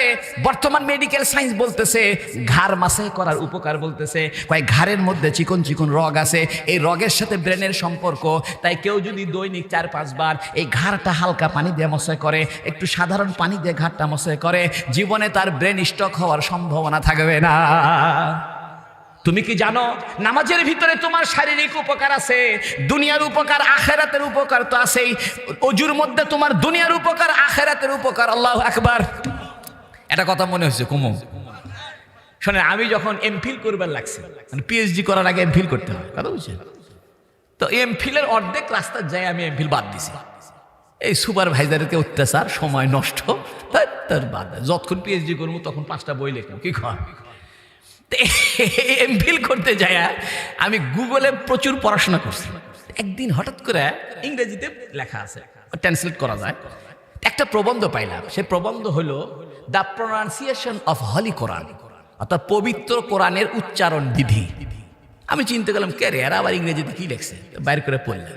ওর মধ্যে লেখছে একটা খ্রিস্টান ডাক্তার, সে বলতেছে যে কেউ যদি আরবি 29টা হরফ সহি শুদ্ধভাবে সকালে একবার বিকালে একবার উচ্চারণ করে, তাহলে তার কোনোদিন গলার মধ্যে ক্যান্সার হবে না।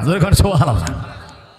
তা আমি এটা দেখে আশ্চর্য হয়ে গেলাম। আমি স্ক্রলিং করে খালি পড়তেছি, আর যেখানে বুঝি না ট্রান্সলেটর দিয়ে পড়ি, কারণ গুগলে আবার ট্রান্সলেটর আছে, কনভার্ট করে ট্রান্সলেটর দিলেই বাংলা হয়। তো ওই খ্রিস্টান ডাক্তারটা লিখছে আরবি হরফ 29টা, কয়টা? আর উচ্চারণ হয় 17 জায়গা থেকে। কয় জায়গা?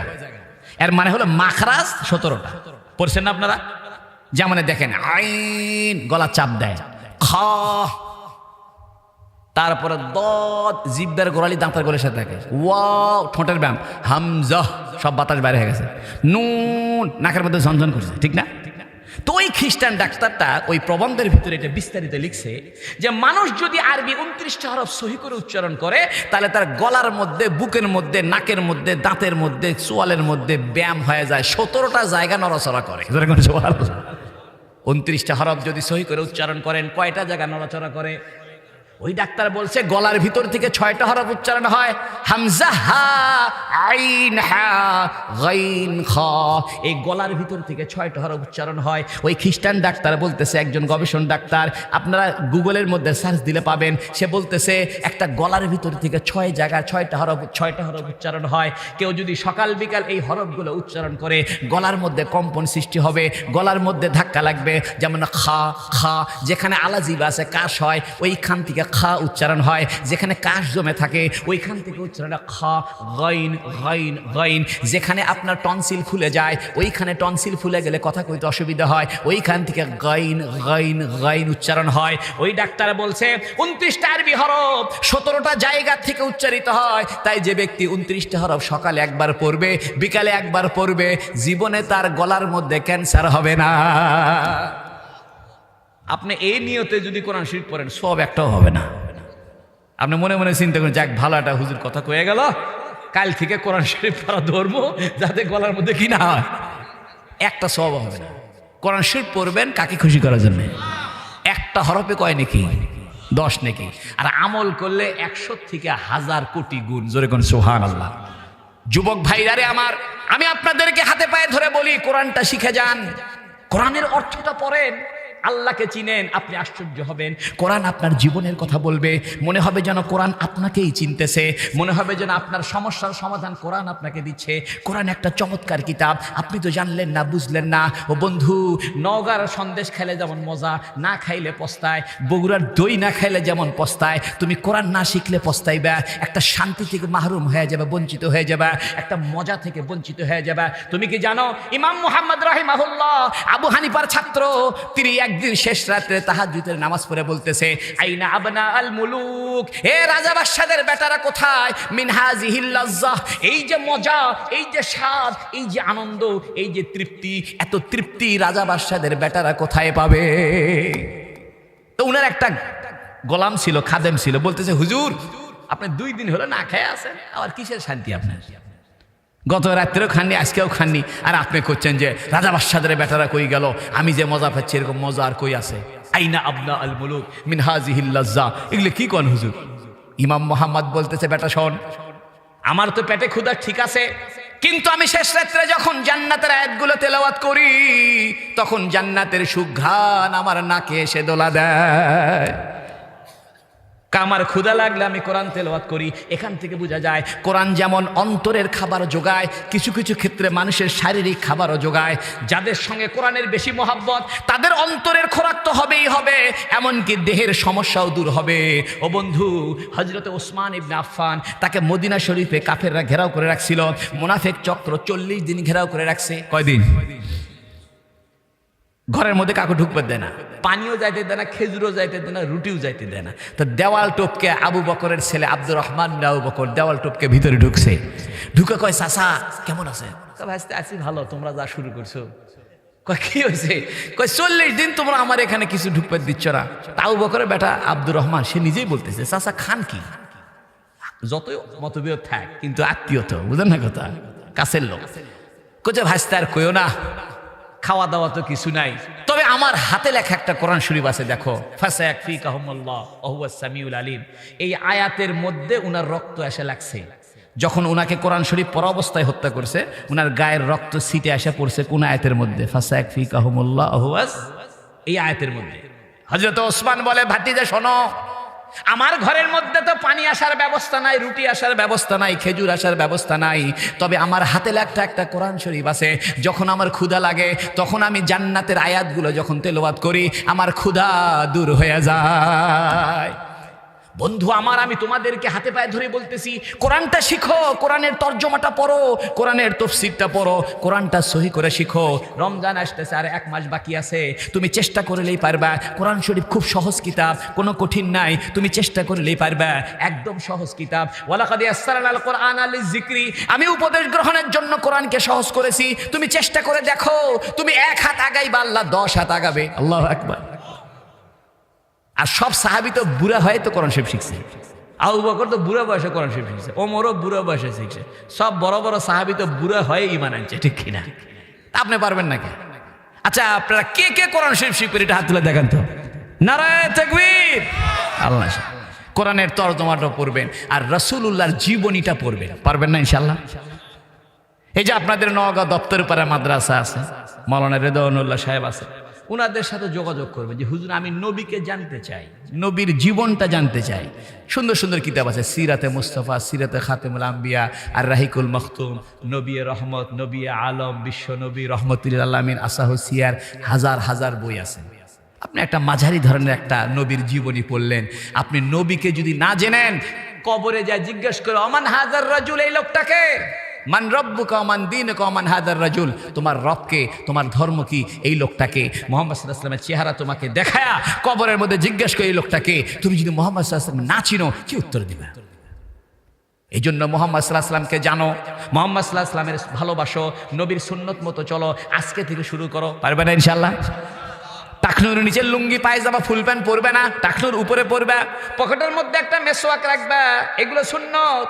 শুরু করো আস্তে আস্তে, দাড়িটা আস্তে আস্তে রাখা শুরু করো, নামাজটা ধরা শুরু করো, দস্তরখানায় খানা শুরু করো, পায়খানা ঢোকার সময় বাম পাটা আগে দাও, ডান হওয়ার সময় ডান পাওটা আগে দাও, ভাত খাওয়ার চা খাওয়ার সময় ডান হাতে খাও, পানি খাওয়ার সময় ডান হাতে খাও, বাম হাতে কিছু খাও না। তুমি এগুলো চেষ্টা করো, একটু জিকির করো, একটু আল্লাহ আল্লাহ করো। রাস্তায় দিয়ে যাইতেছো, আল্লাহ আল্লাহ করতে করতে যাও। সকালে 100 বার দরুদ শরীফ পড়ো, 100 বার না পড়ো 50 বার পড়ো, 50 না পড়ো 10 বার পড়ো, 10 বার না পড়ো 3 বার পড়ো।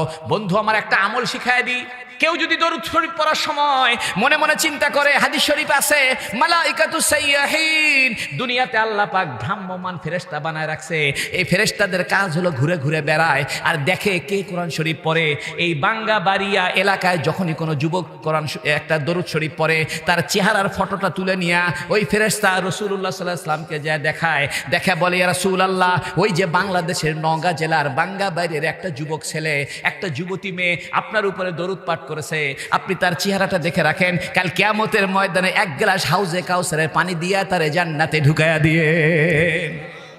আপনি যদি দরুদ শরীফ পড়ার সময় নবীকে একটু চিন্তা করেন, মনে মনে ভাবেন নবীর চেহারাটা ছিল চাঁদের চাইতেও চকচকা, দাঁতগুলো ছিল একদম বরফের মতো সাদা এবং কপালের ভুরুগুলো একটু জোড়া লাগানো ছিল, চোখের মধ্যে মনে হয় সুরমা দেওয়া ছিল, গালের মধ্যে সামান্য একটু টোল পড়তো, চুলগুলো একটু ঢেউ খেলানো ছিল, হাঁটের সময় মনে হতো যেন উপর থেকে নিচের দিকে নামতেছেন, তার শরীর থেকে একটা আলোর মতো বের হতো, তার শরীর থেকে ঘ্রাণ বের হতো। এগুলো চিন্তা করবেন আর দরুদ শরীফ পড়বেন, ইনশাআল্লাহ ইনশাআল্লাহ বেশি দিন লাগবে না, হঠাৎ করে স্বপ্নে একদিন রসুলকে স্বপ্নে পেয়ে যাবে। পারবেন না ইনশাআল্লাহ? আল্লাহ আপনাদের সবাইকে কবুল করুক। রাত 12টা বাজতে চলেছে, আপনারা বহু ধৈর্য ধারণ করে আমার ভাঙ্গা ভাঙ্গা কথাগুলো শুনলেন। আল্লাহ আপনাদেরকে শোনার উসিলায় দুনিয়াতে বরকত দান করুক। বরকত মানে কি? অল্প জিনিসে মাশাআল্লাহ, অল্প জিনিসে বেশি লাভ। আল্লাহ আপনাদেরকে দুনিয়া বরকত দান করুক, আখিরাতে বরকত দান করুক। সবাই বলেন আমিন। আর কেউ কিছু বলবেন? তার দোয়া করে দিই। 14 তারিখে সাবধান, খবরদার কাউকে মেসেজ দিবেন না ইনশাআল্লাহ।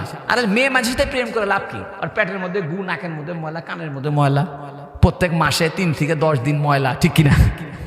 বললে মেয়ের সাথে ভাব করে লাভ আছে? আরে সিটিং 5 জনের সাথে প্রেম করে, আপনার থেকে ফ্ল্যাক্সি লোড নেয়, ওর থেকেও ফ্ল্যাক্সি লোড নেয়, ঠিক কিনা? আর ডাক্তার ইঞ্জিনিয়ার প্রস্তাব পেলে আপনাকে ছাড়া দিয়ে ব্যাস বিদায়। মাঝখানে আপনার লেখাপড়া নষ্ট, আপনার জিন্দেগি নষ্ট, ওই তো ডাক্তার পায় পকার পা, ঠিক কিনা?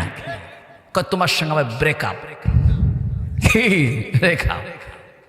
পায়জামু জায়গা নেই, বাদ দেন। আপনি প্রতিষ্ঠিত হন, আপনি ভালো ছাত্র হন, ভালো লেখাপড়া করেন, নামাজি হন, সৎ হন, আল্লাহ আপনার জন্য নেককার স্ত্রীর ব্যবস্থা করবে, ঠিক কিনা? আমাদের হুজুরদের বউদেরকে বহু যায় জিজ্ঞেস করেন কেমন শান্তিতে আছে, আর রাজ রানীর মতো আছে, কোনো টেনশন নাই। হুজুরদের বউ সবচেয়ে শান্তিতে আছে, ঠিক কিনা? এই জন্য বাঙ্গাবাড়িয়ার যুবতী মহিলাদের কাছে বলে যায়, দাড়িয়ালা দেখলে নাক ছিটকায় না, দাড়িয়ালাদের মতো ভালো মানুষ দুনিয়াতে পাবে না, ঠিক কিনা? আল্লাহ আমাদের সবাইকে কবুল করুক, জোরে বলেন আমিন। সবাই একটু মহব্বতের সাথে দরুদ শরীফ পড়েন। আল্লাহুম্মা সাল্লি আলা মুহাম্মাদিন ওয়া আলা আলি মুহাম্মাদ كما صليت على إبراهيم وعلى آل إبراهيم إنك حميد مجيد اللهم بارك على محمد وعلى آل محمد كما باركت على إبراهيم وعلى آل إبراهيم إنك حميد مجيد এই যুব সমাজ এলাকাবাসী আল্লাহুম্মা আমিন।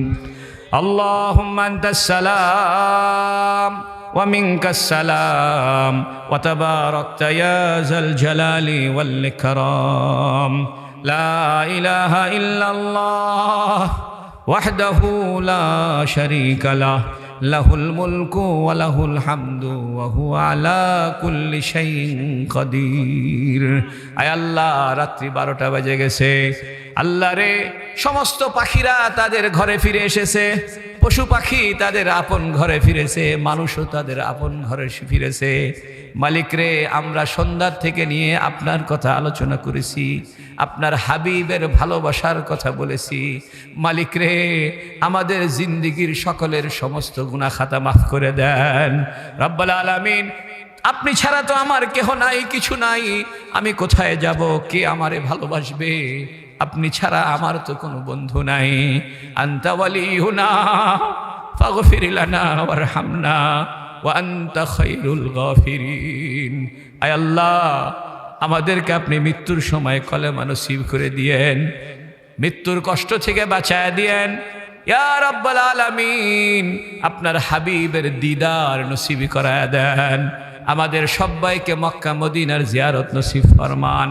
রমজানে বাইতুল্লাহর সফরের ব্যবস্থা করেন, হজের মৌসুমে হজের ব্যবস্থা করেন। আয় আল্লাহ, এই বাঙ্গাবাড়িয়া এলাকাবাসী এবং যুব সমাজ কষ্ট করে মাহফিলের আয়োজন করেছে, তারা ধৈর্য ধারণ করে ওলামায়ে কেরামের কথাবার্তা শুনেছে। মালিক রে, এই যুবকদেরকে আপনি কষ্ট দিবেন না, এদেরকে আপনি বরকত দান করেন, রিজিকের ভিতরে বরকত দেন। যারা বিবাহ করে না, নেককার বিবাহের স্ত্রীর ব্যবস্থা করে দেন। এরা যেমন আজকে এই মাহফিলে একসঙ্গে থাকলাম, কাল কিয়ামতের ময়দানে আল্লাহ আপনার আরশে আজিমের নিচে আমাদের জায়গা করে দিয়ে নে। আল্লাহ রব্বাল আলামিন, আপনি আমাদের উপর রাগ করবেন না, আমাদের গুনাহের কারণে আমাদের উপরে শাস্তি চাপায় দিবেন না। ইয়া আল্লাহ, আপনি কোরআনে বলেছেন লিমা তাকুলুনা মা লা তাফআলুন, কেন এমন কথা বলো যা নিজেই আমল করো না। আমি তো এই আয়াতের বড় আসামি আছি। আল্লাহ, কিয়ামতের দিন কোটি কোটি মানুষের সামনে আমারে বেইজ্জত করবেন না। ইয়া আল্লাহ, আমার এই যুবক ভাইদেরকে বেইজ্জত করবেন না। যারা এই মাহফিলে শরীক হয়েছে, সাহায্য করেছে, বুদ্ধি পরামর্শ দিয়েছে, আপনি কাউকে বেইজ্জত করবেন না, কাউকে অসম্মান করবেন না। ইয়া আল্লাহ, আমাদের আব্বা আম্মাকে মাফ করে দেন। মায়ে কত কষ্ট করে রান্না বান্না করে খাওয়াইতো, কোলে পিঠে করে মানুষ করছে। বাপে কত কষ্ট করে কামাই করে আমার জন্য খরচ পাঠাইছে। আল্লাহ, আমাদের আব্বা আম্মাকে মাফ করে দাও। আল্লাহ, আমাদের ওস্তাদদেরকে মাফ করে দাও। আল্লাহ, এই বাঙ্গাবাড়িয়া এলাকার যত মানুষ কবরে চলে গেছে, সকলের কবরকে তুমি জান্নাতের বাগিচা বানাও। আল্লাহ, আমাদের মা বোনদেরকে কবুল করো। অনেকে ব্যথার কষ্ট পায়, পায়ের মধ্যে ব্যথা, মাজার মধ্যে ব্যথা, বয়স্ক মা বোনদের, আল্লাহ তাদের সকলকে তুমি সুস্থতার নিয়ামত দান করো। আল্লাহ, আমাদের মধ্যে যারা অসুস্থ আছে সুস্থ করে দাও।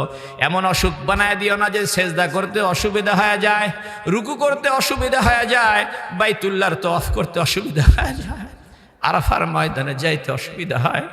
এমন অসুস্থ করে দিও না, অসুস্থ করে বিছানায় ফেলায় রাখিও না, মৃত্যু পর্যন্ত হাদিসের খেদমতে লাগায় রাখিও।